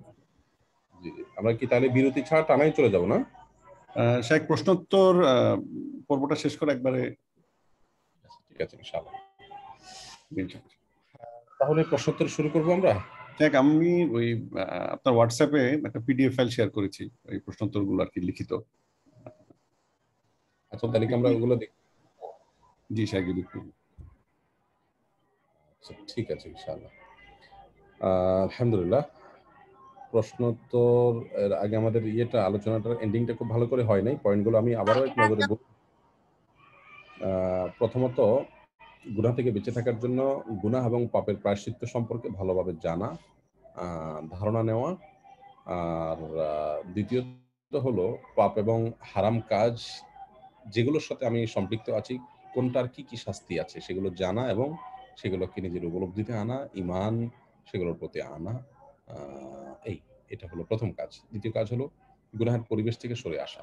যে গুনাহ মানে কথার কথা একজনে ফেসবুকে চোখের গুনাহতেই বাঁচতে পারে না। তাহলে ফেসবুক থেকেই সরে যাওয়া। পরিবেশ থেকে সরে আসা। এটা হলো ২য় গুনাহ থেকে বেঁচে থাকার উপায়। তৃতীয় হলো আ নেককার, মুত্তাকি ভালো মানুষদের সোহবতে যাওয়া। তার দ্বারা এক ধরনের অদৃশ্য প্রভাব মানুষের মধ্যে পড়ে কিন্তু। সেটা করতে হবে। চতুর্থত আল্লাহর কাছে দোয়া করতে হবে গুনাহ থেকে বেঁচে থাকার জন্য। পঞ্চম কাজ হলো আ বেশি, বেশি আল্লাহর জিকির এবং আল্লাহর স্মরণ অন্তরে জাগ্রত রাখতে হবে যাতে করে অন্তর পরিচ্ছন্ন হয়।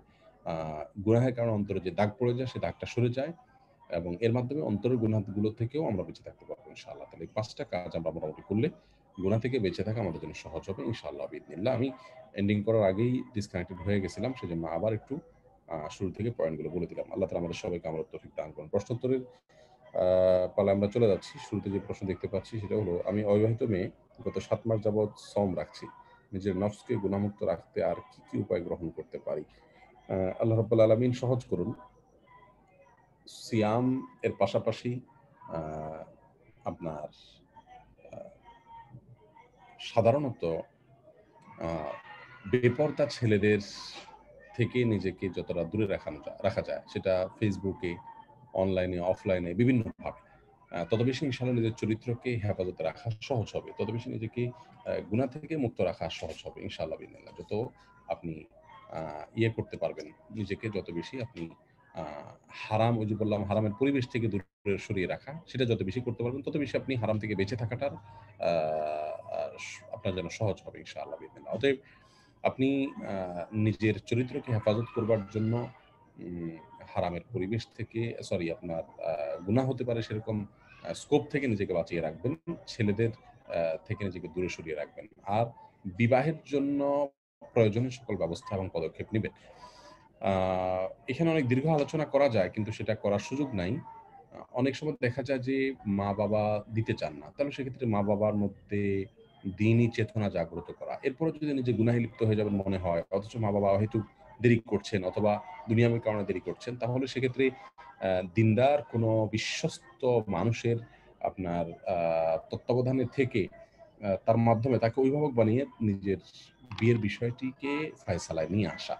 আ কারণ আসলে আল্লাহ রাব্বুল আলামিন শরীয়তে এই বিবাহের যে বিধান দিয়েছেন সেটি আমাদের চরিত্রকে রক্ষা করবার জন্য দিয়েছেন। অতএব নফল সিয়ামের পাশাপাশি আপনি ছেলেদের সাথে আপনার সংশ্লেষ যেটা, সেটা যত বেশি সম্ভব আপনি বেগানা ছেলেদের সাথে সংশ্লেষটাকে আপনি এড়িয়ে চলবেন এবং যথাসম্ভব সেটা থেকে দূরে রাখবেন। আর তৃতীয়ত বিবাহের জন্য আপ্রাণ চেষ্টা করবেন। যতটুকু আপনার সাধ্যে আছে। নিজের অবস্থাকে প্রয়োজনে কোনো ভালো বিদগ্ধ আলিম বা দায়ী আপনার বিষয়টিকে খুলে ধরে তারপরে তার কাছ থেকে সেই বিষয়ে পরামর্শ নিতে পারেন যে এই মুহূর্তে আপনি কি করতে পারেন। আল্লাহ তাআলা তৌফিক দান করুন। আ দ্বিতীয়ত হলো যে প্রশ্নটি আছে তা হলো, বিয়ের জন্য পাত্র দেখছি, সবকিছুই ঠিক আছে। ইস্তেখারা করছি।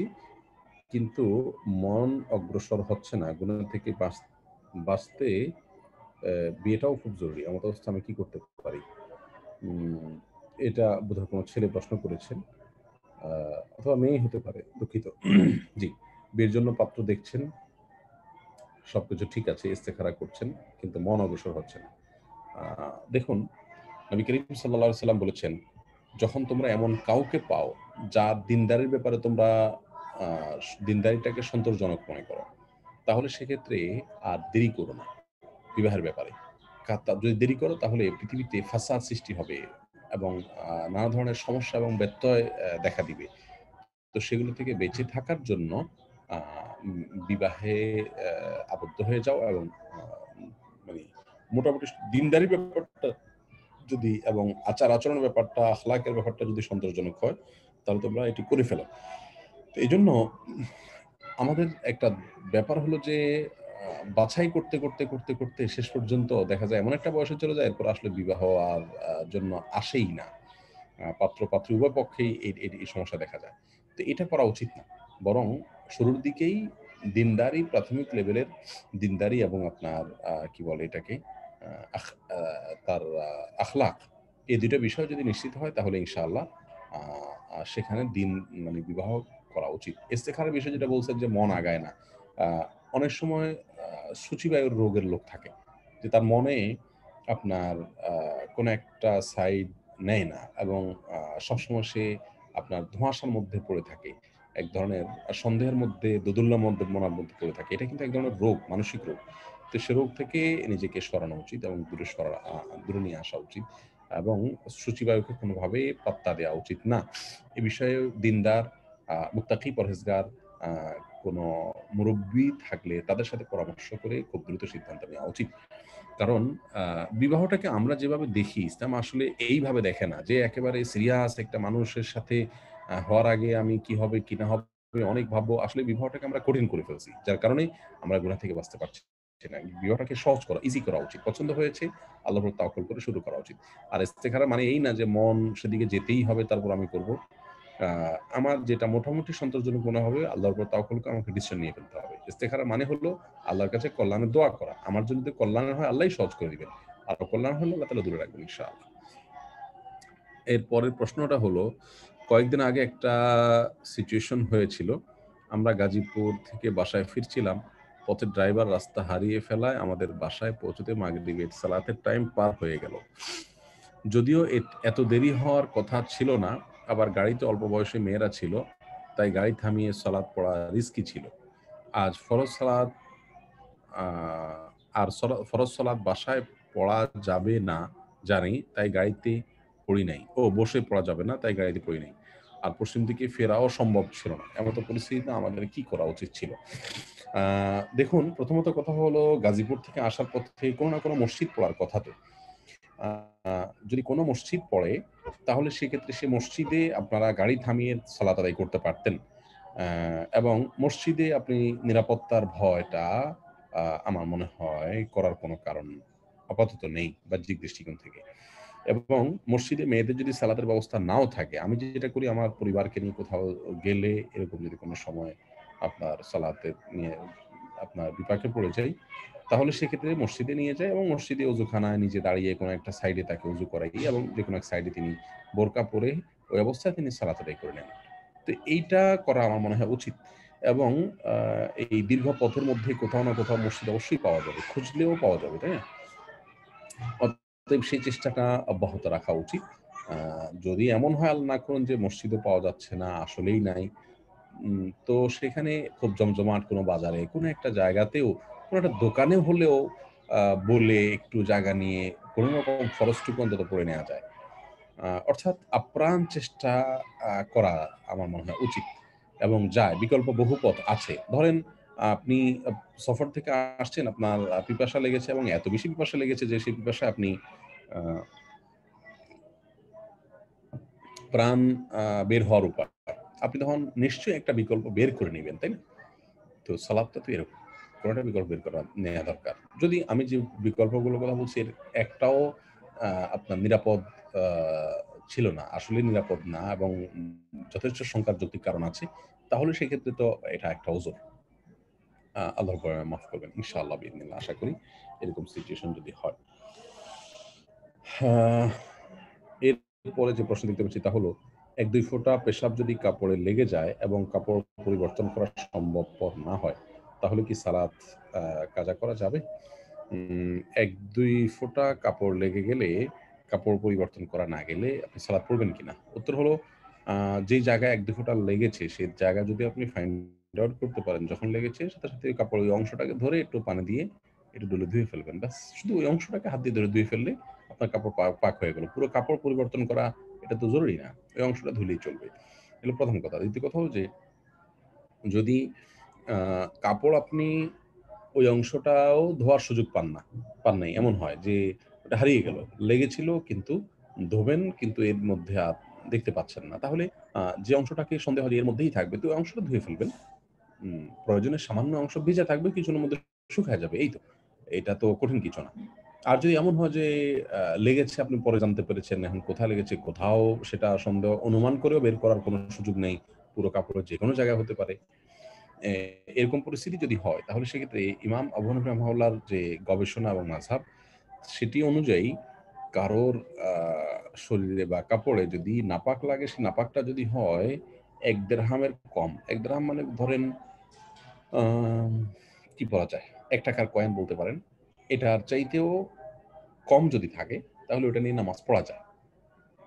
বিশেষ করে আপনার কাছে যদি অন্য কোনো কাপড় না থাকে, আপনি ওই অবস্থায় ওইটা নিয়ে নামাজ পড়তে পারবেন ইনশাআল্লাহ। আ যদি আপনার ওই যে ১-২ টা অপশন দিলাম, সেগুলোর কোনটা যদি করতে না পারেন, তাহলে শেষ হিসেবে এটা করতে পারেন। আ কিন্তু আপনার নামাজ পড়া উচিত। এক্ষেত্রে এই অজুহাতে নামাজ না পড়া বা বিলম্ব করা উচিত না। উম এরপরে যে প্রশ্ন দেখতে পাচ্ছি, তাহলে শরীকে কোরবানি দেওয়ার বিধান কি? একটি পরিবারে শুধু, আচ্ছা ২-৩ টা প্রশ্ন আপনি করেছেন। ১ম টার উত্তর দেই। শরীকে কোরবানি দেওয়া যাবে কিনা? একটা গরুতে কয়েকজন ব্যক্তির উত্তর হ্যাঁ, অবশ্যই দেয়া যাবে। এটাই হলো জমহুর উলামাদের মত। খুব অল্প সংখ্যক উলামাদের মত হলো যে শরীকে কোরবানি দেওয়া যাবে না। বরং প্রত্যেকে একটা পশু দিতে হবে। গরু বা উটের ৭ ব্যক্তির পক্ষ থেকে সর্বোচ্চ যথেষ্ট হবে। ৭ এর নিচে যেকোনো সংখ্যক ব্যক্তি থাকতে পারেন, ৫, ৬, ৪ এই। ৭ এর উপরের ব্যক্তি অংশগ্রহণ করতে পারবে না। অর্থাৎ ৭ এর বেশি মানুষ, ৭ জনের বেশি মানুষ একটা গরু বা একটা ইয়েতে অংশগ্রহণ করতে পারবেন না। নবী করিম সাল্লাল্লাহু আলাইহি সাল্লামের এই সংক্রান্ত হাদিসকে শুধুমাত্র হজের জন্য সীমাবদ্ধ না করে, বরং সকল ক্ষেত্রে এটাকে ব্যাপকভাবে আ আপনার পালনযোগ্য মনে করেন মেক্সিমাম উলামা ইকরাম বা জমহুর উলামা ইকরাম, সেটাই হলো অধিকতর বিশুদ্ধ ইনশাআল্লাহ। এরপর প্রশ্ন হলো, একটি পরিবারে শুধু একজন উপার্জন করে, সেক্ষেত্রে এমন ৭ পরিবার কি এক গরুর ভাগে কোরবানি দিতে পারবে কিনা? এটাও পারবে ইনশাআল্লাহ। আ কোন হাদিসে আসছে যে প্রত্যেক পরিবার থেকে একটা করে কোরবানি হবে। তো এখানে একটা করে কোরবানি বলতে একটা করে পশুই হতে হবে এমন কোনো আবশ্যক না, যেটা একটু আগে বললাম। অতএব এটাও করা যাবে ইনশাআল্লাহ। আমার বাবা, আমার ২ ভাই এবং আমার ইনকাম আছে। আমি মেয়ে এবং বাবার সাথেই থাকি। আমার কি কোরবানি দিতে হবে? হানাফি মাযহাব অনুযায়ী আপনার কোরবানি দিতে হবে। অনেক উলামা ইকরামের মতে আপনার কোরবানি দিতে হবে, যেহেতু আপনার আলাদা উপার্জন আছে এবং আপনি আ সম্পদশালী। আপনি মানে শরীয়তের দৃষ্টিকোণ থেকে আপনি সম্পদশালী অবস্থা সম্পন্ন। অতএব আপনি কোরবানি দিবেন। এটা হলো আ ইমাম আবু হানিফা রাহিমাহুল্লাহর মত। যদিও আমাদের সৌদি আরবের ওলামা ইকরাম এবং আরো অনেক ওলামা ইকরামের মতে আপনাকে কোরবানি দিতে হবে না। কারণ আপনি কারো না কারো অধীনে, হয় বাবার অধীনে আর না হলে স্বামীর অধীনে। বিধায় আপনাকে কোরবানি দিতে হবে না ওনাদের মতে। তো আমি ব্যক্তিগতভাবে আপনাকে কোরবানি দেওয়ার পরামর্শ দিব। কোরআন শিক্ষা দিয়ে, অর্থাৎ আরবি পড়িয়ে অর্থ উপার্জন করা কি নিষিদ্ধ? অনেকেরই হয়তো এটাই পেশা। আ না, কোরআন শিক্ষা দিয়ে আরবি পড়িয়ে অর্থ উপার্জন করা নিষিদ্ধ নয়। আ রাসূল করিম সাল্লাল্লাহু আলাইহি সাল্লামের আ যুগে তিনি এক মুয়াজ্জিনকে সতর্ক করেছেন আযানের বিনিময় গ্রহণ করার ব্যাপারে, এবং তিনি বলেছেন যে গ্রহণ করে সে কোরআন শিক্ষার ব্যাপারে বলেছেন যে, কোরআন শিক্ষা দিয়ে কোনো আপনার বিনিময় গ্রহণ করে সে আ জাহান্নামের আগুন গ্রহণ করবে। এরকম সাবধান করেছেন তিনি। কিন্তু এটা হলো তখন যখন আ দ্বীনি ভাব আপনার কোরআন শেখার জন্য শরিয়া আপনার রাষ্ট্রীয়ভাবে রাসূল আকরাম সাল্লাল্লাহু আলাইহি ওয়াসাল্লামের যুগে মদিনাতে ব্যবস্থা ছিল সার্বিকভাবে। তখন এই কথা ছিল। কিন্তু যদি এরকম কোনো সুযোগ ব্যবস্থা না থাকে, তাহলে সেক্ষেত্রে কোরআন শিক্ষাকে পেশা হিসাবে নিয়ে সাধারণ মানুষের কোরআন শিক্ষার যে প্রয়োজন, এটা মেটাবার জন্য আ কোনো মানুষ নিজের আ কর্মক্ষেত্র এটাকে বানিয়ে নেওয়া, এটা জায়েজ আছে। এবং এ বিষয়ে বিশ্বের সমস্ত উলামা ইকরাম একমত। তবে এটা না করে শুধুমাত্র আল্লাহর জন্য করতে পারলে সেটা হবে সবচাইতে ভালো। উলামা ইকরাম বা যারা দ্বীনের কাজ করবেন, তারা যদি উপার্জনের জন্য কোনো একটা মাধ্যম গ্রহণ করেন আর দ্বীনের কাজটাকে শুধু আল্লাহর জন্য করেন, আখিরাতের পুঁজি হিসাবে করেন, সেটা হবে সবচাইতে ভালো, সবচাইতে সওয়াবের এবং সবচাইতে ইফেক্টিভ ইনশাআল্লাহ বিইذনিল্লাহ। খলিফাতুল মুসলিমিন আবু বকর সিদ্দিক রাদিয়াল্লাহু তাআলা আনহু যখন ইসলামী আ খেলাফতের দায়িত্ব নিয়েছেন, তখন তিনি কিন্তু আপনার আ রাষ্ট্রীয় যে কোষাগার, সেখান থেকে তিনি আ ইয়ে নিয়েছেন, ভাতা নিয়েছেন। ওমর রাদিয়াল্লাহু তাআলা আনহু, আবু উবাইদা ইবনুল জাররাহ রাদিয়াল্লাহু তাআলা সহ অনেক সাহাবা ইকরাম, সিনিয়র সাহাবা ইকরাম তার জন্য ভাতা নির্ধারণ করেছেন। তো তারা যে করেছেন, আ তাহলে সেটা কিসের ভিত্তিতে করেছেন? নিশ্চয়ই আ সেটা আপনার করেছেন হলো আ তার জীবন ধারণের জন্য প্রয়োজনীয় অংশ হিসাবে এটা জায়েজ দেখেই করেছেন। যদি এটা হারাম হতো তাহলে সেটা কোনো অবস্থাতেই তারা করতেন না। এটা বোঝা গেল এটা জায়েজ আছে। যদি এটা না করতে পারলে সেটা ভালো। এরপর প্রশ্ন, আমি আল্লাহর রহমতে অনেক দিন ধরে চেষ্টা করছি বাদ্যযন্ত্র এবং গান শোনা থেকে নিজেকে বিরত রাখার। এখন যদি আমার মানা করা সত্ত্বেও আমার আশেপাশে আমার পরিবারের কেউ সাউন্ড দিয়ে গান শুনে যে আমার কানে আসে, তাহলে কি আমার গুনাহ হবে? আর এক্ষেত্রে আমার করণীয় কি? আপনার পরিবারের কেউ যদি এরকম করে তাহলে সেক্ষেত্রে আপনি তাকে শাসন করার, বাধা দেওয়ার যত সুযোগ আছে, পরিবারের সদস্যকে বাধা দেওয়ার যত সুযোগ আছে, সেই সুযোগগুলো গ্রহণ করা উচিত।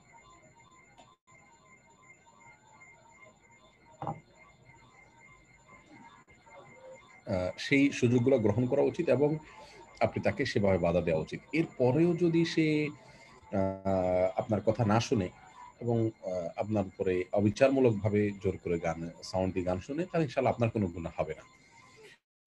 ধরুন এমন কেউ করছে যিনি আপনার বড় ভাই, আপনার বড় বোন, তার সাথে আপনি ইয়ে করতে পারছেন না, অভিমান করে সরে যেতে পারেন, দূরে সরে যেতে পারেন, সেগুলো আপনার করা উচিত।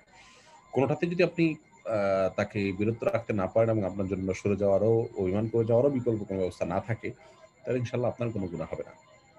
এরপরের প্রশ্ন হলো, আ একজন মহিলা যার হাড়ের সমস্যা থাকার কারণে উঠা-বসা করতে কষ্ট হয়, এক্ষেত্রে তার জন্য বসে সালাত আদায় করা যাবে কিনা? উঠা-বসা করতে যদি কষ্ট হয় এবং সে কষ্টটা যদি আ সহনীয় পর্যায়ের কষ্ট না হয়, অনেক বেশি কষ্ট হয়, আ অথবা উম আ আপনার কি বলে এটাকে? উম আ যদি আ ডক্টর বলেন যে আপনি এই অবস্থায় উঠা-বসা করে আ সাধারণ পদ্ধতিতে সালাত আদায় করলে আপনার রোগটা স্থায়ী হয়ে যেতে পারে বা আরো জটিল পর্যায়ে ধারণ করতে পারে। তাহলে সেক্ষেত্রে আপনার জন্য অবশ্যই বসে সালাত আদায় করা জায়েজ আছে। যদি পরিস্থিতিটা এরকম হয় আরকি। এরপর প্রশ্ন হলো, যদি একমাত্র সন্তান মেয়ে হয়, তবে সে বাবা এবং মা এর সম্পত্তি, অ্যা ক্যাশ, টাকা, ফ্ল্যাট, জমির কত অংশ পাবে? উম একমাত্র সন্তান যদি মেয়ে হয়, মেয়ে যদি একমাত্র সন্তান হয় বাবা-মার, তাহলে সে সম্পদের অর্ধেক পাবে। কারণ কোরআনে কারিমে আল্লাহ রাব্বুল আলামিন আ সূরা নিসার ১১ নম্বর আয়াতে এই বিষয়ে আয়াত নাযিল করেছেন যে, ফাইন কুননা নিসান ফাওকা ইসনাতাইনি, যদি সন্তানরা সবাই মেয়ে হয় এবং ২ জনের বেশি হয়, তাহলে আ ফালাহুন্না সুলুসা মা তারাক, তাহলে মৃত ব্যক্তির সম্পদ থেকে, বাবা-মায়ের সম্পদ থেকে তারা 2/3 পাবে। ৩ ভাগের ২ ভাগ পাবে। ওয়া ইন কানাত ওয়াহিদা ফালাহা নিসফ, আর যদি একজন হয় সন্তান এবং সে মেয়ে হয়, তাহলে সেক্ষেত্রে সে অর্ধেক সম্পদ পাবে, 50% সম্পদ পাবে। বাকিটা মৃত ব্যক্তির যে অন্যান্য ওয়ারিস আছে তাদের মাঝে বন্টন করে দিতে হবে। আহ এরপরের প্রশ্ন হলো, এক মায়ের প্রশ্ন যে তার ছেলে এখন বালেগ, প্রায় ১৫ বছর। কিন্তু সে এখনো শারীরিক সমস্যায় ডাক্তার বলছেন মূত্রথলি সংকীর্ণ হওয়ার কারণে প্রস্রাব অতি দ্রুত নির্গত হয়। এর কারণে মাঝে, মাঝে অনিচ্ছাকৃত রাতে বিছানায় পেশাব করে ফেলে। এক্ষেত্রে এক্ষেত্রে কি ফজরের সালাতে গোসল করতে হবে? নাকি কাপড় চেঞ্জ করে ওযু করেই সালাত আদায় করতে পারবে? আ পেশাব হলে তো গোসল করতে হবে না। কিন্তু আ যদি পেশাব রানে-টানে, পায়ে ইত্যাদি শরীরে লেগে যায়, তাহলে যে জায়গাগুলোতে লেগেছে ওই জায়গাগুলোতে ধুয়ে ফেলতে হবে পানি দিয়ে। বাস এটুকুই যথেষ্ট ইনশাআল্লাহ। এরপর একটা প্রশ্ন হলো, একটি জিনিস আমার জীবনের সবচাইতে বড় স্বপ্ন চাওয়া। কিন্তু অনেক চেষ্টা করেও তা পাচ্ছি না। কিন্তু কোনো দিনদার কাউকে যখন দেখি হারামভাবে তা অর্জন আ করেছে, তখন বারবার কানে বাজতে থাকে, "ও তোমার চাইতে ইলম, আমল, আখলাক কত উত্তম, তাও সে হারাম কাজটি করে। যদি তা অর্জন করতে পারে, তাহলে তোমার করতে কি সমস্যা? এমন তো না যে তুমি কখনো কোনো গুনাহই করো না। কত গুনাহই তো তুমি করো।" ওই ব্যক্তির একটি গুনাহ করলে এর মাধ্যমে যা অর্জন করেছে তা দিয়ে সে আল্লাহর আরো খুব ভালো বান্দা হতে পারবে। জান্নাতে উচ্চ মর্যাদা হাসিল করে নিবে। আর তুমি কট্টরগিরি দেখাতে গিয়ে দুনিয়াতেও কষ্ট থাকবে, আর এই কষ্ট তোমাকে অনেক আমল করতে, ইলম অর্জন করতে বাধা দিবে। দেখেন এটা শয়তানের নেক্সট সূরাতে ধোঁকা। কোন হারাম কাজ এটা করলে যদি আমার কিছু ভালো কাজ করার সুযোগ তৈরি হয়, ধরুন আপনি অবৈধ উপার্জন করলে আপনি দান সদকা করতে পারলেন, একটু ভালোভাবে চলতে পারলেন, আপনি টেনশন মুক্তভাবে চলতে পারলেন। এরকম অনেক ভালো দিক হয়তো থাকবে। কিন্তু হারাম কাজ আল্লাহ তাআলা যেটাকে নিষেধ করেছেন, সে কাজ আমাদের সার্বিকভাবে ক্ষতিকর। সব বিচারে মানে মৌলিকভাবে সাধারণ বিচারে সেটা আমাদের জন্য ক্ষতিকর। তো এরকম কোনো কাজের আপাতত কোনো উপকারিতা থাকলেও সে আমাদের করা উচিত নয়। আল্লাহ রাব্বুল আলামিন হারাম কাজ সম্পর্কে বলেছেন কোরআনে হাকিমে, আ আ মদ, জুয়া এগুলো সম্পর্কে বলেছেন যে কুল ইসমুহুমা আকবার মিন নাফাহিমা। বলে দিন হে রাসূল যে মদ এবং জুয়া এগুলোর লাভের চাইতে ক্ষতির দিক বেশি। অতএব কেউ যদি কোনো হারাম কাজ করেও কোনো কিছু অর্জন করে, করুক। হারাম কাজ থেকে বাঁচলে আল্লাহ সবকিছু দিবেন, হারাম কাজ করলে আর কিছু দিবেন না, এরকম তো কোনো কথা নেই। আ বরং আল্লাহ রাব্বুল আলামিনের নিষিদ্ধ কাজ থেকে বেঁচে থাকতে হবে আখিরাতে আল্লাহর কাছ থেকে পুরস্কার পাওয়ার জন্য। দুনিয়াতে তার জন্য কি পেলেন না পেলেন সেটা তো আসলে গুরুত্বপূর্ণ কোনো বিষয় নয় এবং সেটা গুরুত্বপূর্ণ কোনো বিষয় হওয়া উচিতও নয়। এরপরের প্রশ্ন হলো, দুনিয়ার সাফল্যের জন্য গুনাহ করার তীব্র আকাঙ্ক্ষা জন্মালে এটাই শেষ, আর কোনোদিন আর গুনাহ করব না, এই চিন্তা আসলে সেই পরিস্থিতিতে কি করলে গুনাহ করা থেকে বেঁচে যাবে? উম প্রশ্নগুলো আরো সহজ সরল এবং জীবন ঘনিষ্ঠ হলে ভালো হতো এবং প্রশ্ন চুজ করার ক্ষেত্রে এরকম প্রশ্নগুলোর দিকে দিলে ভালো হতো। যাই হোক, দুনিয়ার সাফল্যের জন্য গুনাহ করার তীব্র আকাঙ্ক্ষা জন্মালে এটাই শেষ, আর কোনোদিন গুনাহ করব না, এই চিন্তা আসলে সেই পরিস্থিতিতে কি করলে গুনাহ করা থেকে বাঁচা যাবে? দেখুন, গুনাহ করার তীব্র আকাঙ্ক্ষা হওয়া এটা তাকওয়া ঘাটতির প্রমাণ। এটাই শেষবারের মতো করব। এটা তো শয়তান আমাদেরকে মনের ভিতরে সৃষ্টি করে। অতএব আ শেষবারের মতো বিষ খাওয়ার তো সুযোগ নেই। তাই না? জেনে শুনে ঠান্ডা মাথায় মানুষ গুনাহ করতে পারে না। আ তারপরেও যদি শয়তানের এই প্রবঞ্চনায় পতিত হয়ে আপনি গুনাহ করে ফেলেন, তাহলে লজ্জিত হয়ে আল্লাহর কাছে মাপ চাইতে হবে। কিন্তু আপনি যখন আ এই বিষয়টি জানতে পারছেন, আঁচ করতে পারছেন যে শয়তান আপনাকে প্রতারিত করছে, আপনাকে ধোঁকায় ফেলছে এবং আপনি তার প্রতারণার শিকার হয়ে যাচ্ছেন, ফাঁদে পড়ে যাচ্ছেন এবং সে আপনাকে শেষবারের মতো করার কথা বলে আপনার কাছে গুনাহটাকে হালকা করে দিচ্ছে, এটাকে জায়েজ করে দিচ্ছে, তখন আপনি এটার বিরুদ্ধে আরো বেশি শক্ত হয়ে স্ট্রাগল করা উচিত। আল্লাহ তাআলা সহজ করুন। ছেলে ও মেয়ে উভয়ের চুল রং করার বিধান কি? চুল রং করা যেতে পারে, ছেলে হোক আর মেয়ে হোক উভয়ে, তবে সেটা কালো ছাড়া অন্য কোনো রং করতে হবে না। নবী সাল্লাল্লাহু আলাইহি ওয়াসাল্লাম বলেছেন, ওয়াজান্নিবুস সাওয়াদ, চুল রং করার ক্ষেত্রে তোমরা কালোকে পরিহার করবে। যেটা দিয়ে মানুষ বয়স লুকানোর চেষ্টা করে সেটা করবে না। মেহেদি ইত্যাদি কালার করা যেতে পারে। মেয়েদের নামাজ পড়ার সময় পায়ের পাতার উপরের অংশ কি ঢাকতে হবে? এটা নিয়ে ইখতিলাফ আছে। অনেক ওলামা ইকরাম বলছেন ঢাকতে হবে না, অনেকে বলছেন ঢাকতে হবে। যদি কেউ ঢাকতে পারেন বড় কাপড় পরে তাহলে নিরাপদ। কিন্তু মোজা পড়তে হবে এমনটা আবশ্যক নয়। শিস বাজানো কি মাকরুহ নাকি হারাম? শিস বাজানো মাকরুহ, এটাকে হারাম বলা যাবে না, সাধারণভাবে নিষিদ্ধ। আ দিন যত যাচ্ছে তবে শিস বাজানো বলতে মুখ দিয়ে আওয়াজ করা এবং যেহেতু এটা হিন্দুরাও করে তাদের সাথে সাদৃশ্য হয় এবং তাছাড়া কোনো হাদিস নিষেধ আছে, সেজন্য এটা না করা উচিত। কাফেররা বিশেষ করে ইহুদিদের কথা বলেছেন আল্লাহ তাআলা যে তারা ইবাদতের সময় নামাজের পর ওমা কানা সালাতু ইল্লা মুকা ওয়া তাসদিয়া, তারা শিস বাজিয়ে নামাজ পড়ে। এজন্য তাদের সাথে যেন সাদৃশ্য না হয় সেটা না করা উচিত। দিন যত যাচ্ছে তত যেন রাগের পরিমাণ বৃদ্ধি পাচ্ছে। কিছুতে নিজেকে দমিয়ে রাখা যায় না। এক্ষেত্রে করণীয় কি? সুন্নাহ আলো কি? রাগ নিয়ন্ত্রণ করার জন্য আউযুবিল্লাহি মিনাশ শাইতানির রাজিম পড়বেন, পরিস্থিতি পরিবর্তন করবেন। দাঁড়ানো থাকলে বসবেন, বসে থাকলে শুয়ে পড়বেন। আ বিনা ওযু থেকে ওযু করে ফেলবেন। এগুলো রাগকে নিয়ন্ত্রণ করে। আউযুবিল্লাহি মিনাশ শাইতানির রাজিম পড়লে রাগ নিয়ন্ত্রণ হয়। এরপর প্রশ্ন হলো, আমি ইদানিং খুব বাংলা নাটক দেখছি। কিন্তু বুঝতে পারছি দেখাটা ঠিক হচ্ছে না। তারপরেও ছাড়তে পারছি না। আমাকে কিছু টিপস দিবেন প্লিজ। প্রথমত এটার জন্য দরকার হলো সৎ সাহস। তাকওয়ার উপরে চলার জন্য, হারাম কাজ থেকে বেঁচে থাকার জন্য সৎ সাহসটা হলো সবচেয়ে বড় পুঁজি। যে আমি হারাম কাজ করব না। যান যা জীবন যাক, যত কষ্ট হয় হোক, আমি হারাম কাজ করব না। সিরিয়াসনেস এর সাথে আ আ আপনার নিজের প্রতি নিজে আত্মশাসন যেটাকে বলে, আত্মশাসন করা। যে আমি এখন থেকে করব না। যদি হয় তাহলে আমি আ এই ইবাদত করব বা এত টাকা দান করব। এরকম একটা ইয়ে করা। আর সম্ভব হলে আপনি যেটার মাধ্যমে দেখছেন, টেলিভিশনের মাধ্যমে দেখছেন, তাহলে টেলিভিশন ডিশ লাইনটা ডিসকানেক্ট করে দেন। যখন ঈমান আ এর জজবা আসে তখন এটা কেটে দেন এবং ওই সময়টাতে ভালো কোনো কাজে নিজেকে ব্যস্ত করে ফেলেন এবং পরিবেশটা আপনি ভালো পরিবেশের ভিতরে চলে আসার চেষ্টা করেন। আল্লাহ তাআলা সহজ করুন। আ এরপর প্রশ্ন হলো, আমি জানি যে মেয়েদের বিয়ের ক্ষেত্রে অবশ্যই তার ফ্যামিলি থেকে তার বাবা নয়তো বড় ভাই অথবা তার দাদাকে উপস্থিত থাকতে হয়।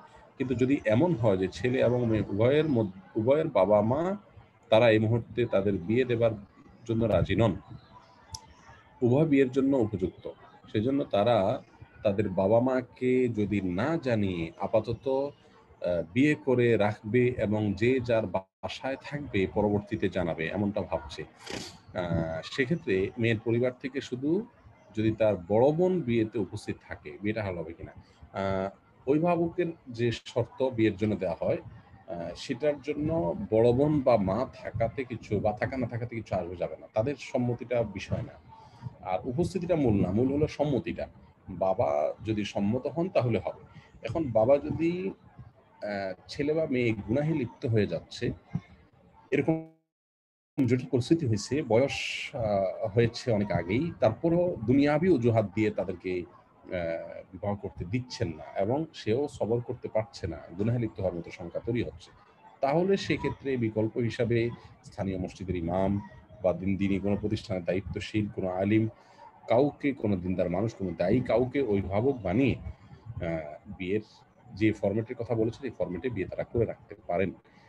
কিন্তু সেটা ইন্ডিভিজুয়াল কোনো কেসে ফিট করার আগে কোনো দক্ষ বিদগ্ধ আলেমের সাথে সাক্ষাৎ করে বসে নিজের অবস্থাকে শেয়ার করে তারপরে সমাধান নেওয়া উচিত। মেয়েদের জন্য ফুফা, খালু, ভাস্তির জামাই, ভাগ্নির জামাই কি মাহারাম? মেয়েদের জন্য ফুফা না, ফুফা মাহারাম নন, খালু মাহারাম, খালুর সাথে দেখা দেওয়া যাবে, ফুফার সাথে দেখা দেওয়া যাবে না। ভাস্তির জামাই, না দুঃখিত, আমি ভুল বললাম, এই ফুফা খালুর সাথে দেখা করা যাবে না। তারপরে ভাস্তির জামাই, না তার সাথে দেখা দেওয়া যাবে না, সেও গায়রে মাহারাম। ভাগ্নির জামাই, সেও গায়রে মাহারাম, তাদের সাথে দেখা দেওয়া যাবে না। তারপরে প্রশ্ন হলো, ছোটদের নামাজ শেখানোর জন্য তাদের পাশে দাঁড় করিয়ে তাদের শুনিয়ে সূরা পড়লে এবং রুকু সিজদার তাজবিদ শোনায় পড়লে কি নামাজ কবুল হবে? দেখুন, ছোটদের শেখানোর জন্য যদি আপনি তাদের পাশে দাঁড়িয়ে জোর করে সূরা পড়েন, সেটা যদি রাতের নামাজ হয় অসুবিধা নেই।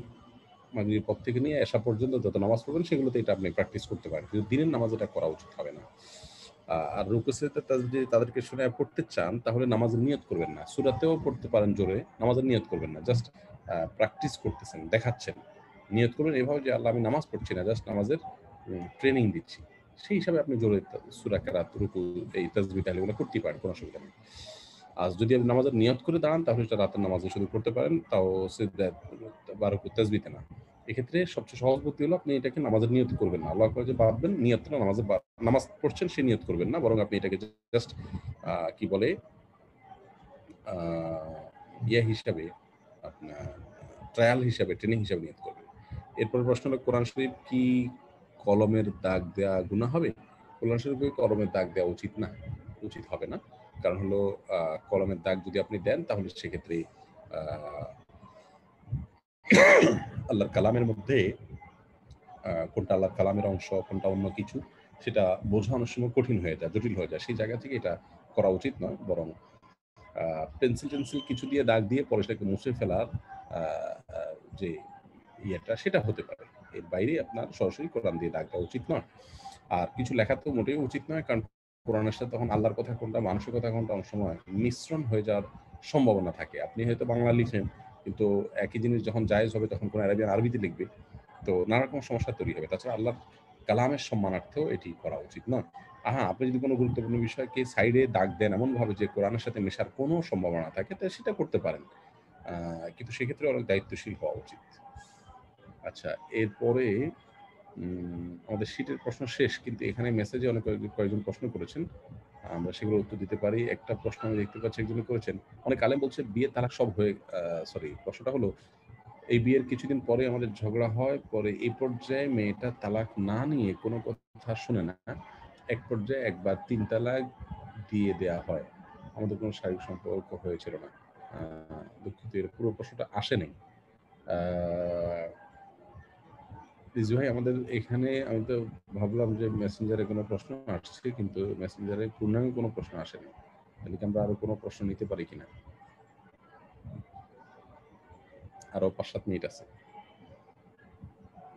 জি শেখ, আমরা কি মানে মৌখিক কিছু প্রশ্ন নিব? কয়েকজন হ্যান্ড রেজ করেছিলেন। আরো 5-7 মিনিট আছে। জি জি জি। আচ্ছা, আচ্ছা। আমি আপনাদের সিরিয়ালি আপনাদের মাইক আনমিউট করে দিচ্ছি, আপনারা সরাসরি শেখের প্রশ্ন করতে পারবেন ইনশাআল্লাহ।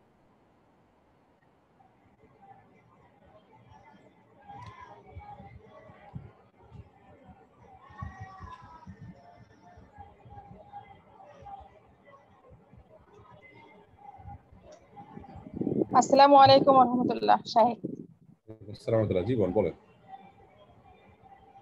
জি, আমার প্রশ্নটা ছিল যে হচ্ছে যে ফরজ সালাতে যে 3 রাকাত 4 রাকাত থাকে, তা সেই হচ্ছে 2 রাকাতে তো আমরা সূরা মিলাই, তৃতীয় বা চতুর্থ রাকাতে তো সূরা মেলাতে হয় না। তা আমরা যদি তৃতীয় বা চতুর্থ রাকাতে ভুল করে সূরা মিলাই ফেলি তাহলে কি সালাত বাতিল হয়ে যাবে না হবে আর কি? হয়ে যাবে, এটাই প্রশ্ন। বাতিল হবে না, হয়ে যাবে। ভুলে হয়ে গেলে, ভুলে মিলাই থাকলে নামাজ হয়ে যাবে, কোনো অসুবিধা নেই। জি, এরপরে প্রশ্ন প্লিজ।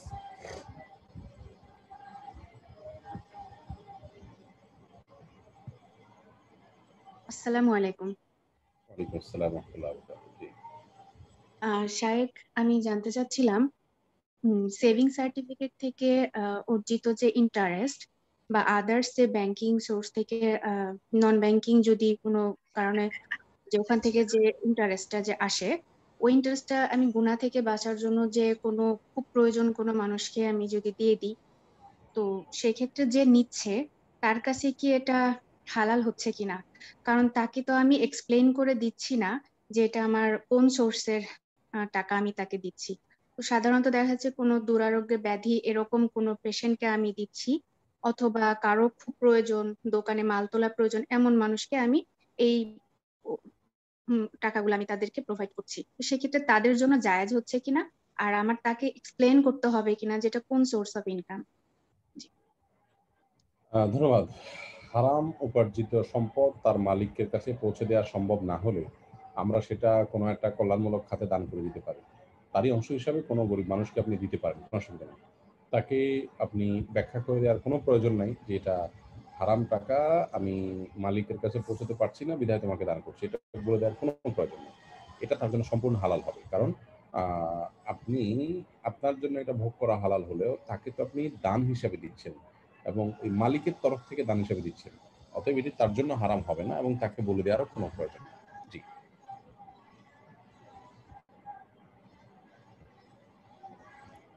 আর কোনো প্রশ্ন? আসসালামু আলাইকুম। ওয়ালাইকুম আসসালাম ওয়া রাহমাতুল্লাহি ওয়া বারাকাতুহু। জি বলুন। আমি কোরবানির ব্যাপারে একটা জিনিস জিজ্ঞেস করতে চাচ্ছিলাম, যে সেটা হচ্ছে আমি এবং আমার হাজবেন্ড দুইজনেই মানে যতটুকু ইনকাম করি সেটা একসাথে রাখি।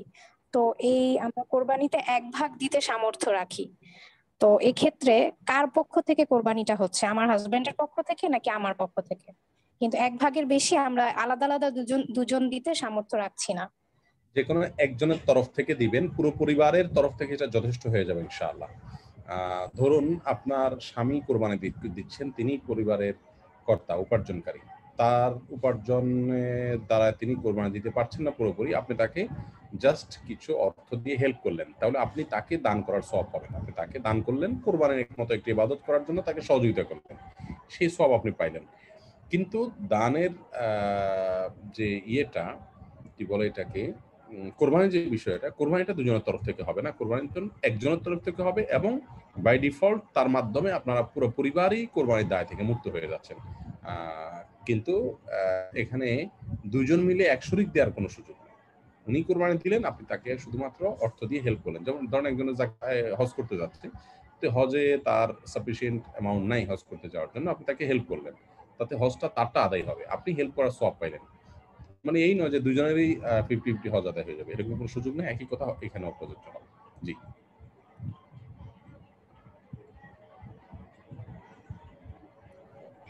আসসালামু আলাইকুম শায়েখ। ওয়ালাইকুম আসসালাম।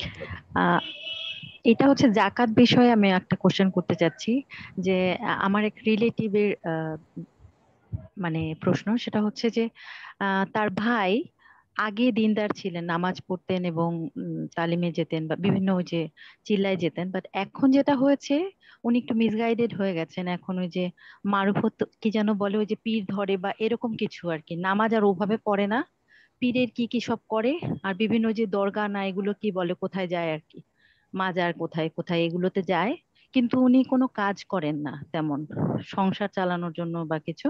তো যেটা হয় সারা বছর উনি বসে বসে খান, ওনার স্ত্রী পুত্র আছে, তো ওদেরও দেখা যায় সংসার মেনটেনের জন্য যে খরচ এবং ওই যে মানে ওই পীরের পিছনে যে খরচ, সেটা সবকিছু উনি বিভিন্ন জায়গা থেকে ধার করে করে করেন। আর পরে যেটা করেন, ওই উনার আত্মীয় স্বজন যে বোন বা অন্যান্য ভাই যারা আছেন, তারা আবার প্রত্যেক বছর দেখা যায় যে এই ধারগুলো শোধ করেন। এটা টেন্ডেন্সি হয়ে গেছে ওনার, উনি নিজে থেকে কিছু করবেন না। তো সেই ক্ষেত্রে ওনাকে দেখা যায় যে ওনার ভাই বোনরা অনেক সময় জাকাতে, যেহেতু উনি ভাই, ওনাকে, উনি কিন্তু সামর্থ্যবান একেবারে ইয়াং মানুষ, কিন্তু উনি কিছু করেন না, অভ্যাস হয়ে গেছে একেবারে বসে থেকে খেয়ে খেয়ে। তো এখন ওনাকে কি প্রতিবার এই জাকাতের টাকা দেয়া জায়েজ হবে কিনা, এইটা একটা কোশ্চেন। আর আমি কি আরেকটা কোশ্চেন করতে পারি? এটা এটা আমরা শুনি শুধু ওনার ওনার ইয়েটা উপার্জনটা, ওনার যে সম্পদ আছে সেই সম্পদ কি সাফিসিয়েন্ট না ওনার চলার জন্য? না শায়েক, ওনার শুধু বসত বাড়ি আছে, উনি জমি টমি সব বিক্রি করে খেয়ে ফেলেছেন, মানে ওই শুধু ওই যে লোন নেন আর ই করেন, ওই জমি বিক্রি করে বিভিন্ন এগুলো ওগুলো শেষ করে ফেলেছেন এখন। আচ্ছা, আর এখন তেমন কিছু নাই। বুঝতে পেরেছি। তাহলে সেক্ষেত্রে উনি শারীরিকভাবে সক্ষম হলেও তার যেহেতু আর্থিক ভাবে সচ্ছলতা নেই, সেহেতু ওনাকে জাকাতের টাকা দেয়া যাবে। তবে যদি তিনি কোনো শিরকে আকবরে জড়িত হন, কোনো পীরকে সিজদা করেন বা মাজারকে সিজদা করেন, সেই হিসাবে উনি কাফের হয়ে গেলেন। এরকম যদি আল্লাহ মাফ করুক, তাহলে সেক্ষেত্রে তাকে কাফের কম জাকাতের টাকা দেয়া যায় না। সেক্ষেত্রে তাকে জাকাতের টাকা দেয়া যাবে যদি এটাকে তার ইসলামে ফিরে আনার একটা মাধ্যম হিসাবে ব্যবহার করেন কেউ, যে ঠিক আছে আমি চেষ্টা করি যদি তাতে আমার কথা শুনে তিনি, সেই জায়গা থেকে তাকে জাকাতের টাকা দেওয়া যাবে। মোট কথা হলো, তিনি ব্যক্তিগতভাবে শারীরিকভাবে উপার্জনক্ষম হওয়ার কারণে তাকে সচ্ছল ধরা হবে না। উপার্জনক্ষম, কিন্তু যে কোনো কারণেই তিনি অকর্মণ্য কাজ করেন না, সেটা যে কারণেই হোক না কেন, এবং সেই কারণে তার চলার অবস্থা নেই, তাহলে তাকে জাকাতের টাকা দেওয়া যাবে। জি। আসসালামু আলাইকুম শেখ, আমরা কি আজকে আর প্রশ্ন নিব? আর মনে হয় না, নেই, আমরা সময় তো পড়ে গেছে। আর যদি খুব জরুরি হয় আর এক দুটো নিতে পারেন। শেখ অসুবিধা নেই, আমরা মনে হয় শেষ করি 4:30 পর্যন্ত যত সময়। জাযাকাল্লাহ খাইর।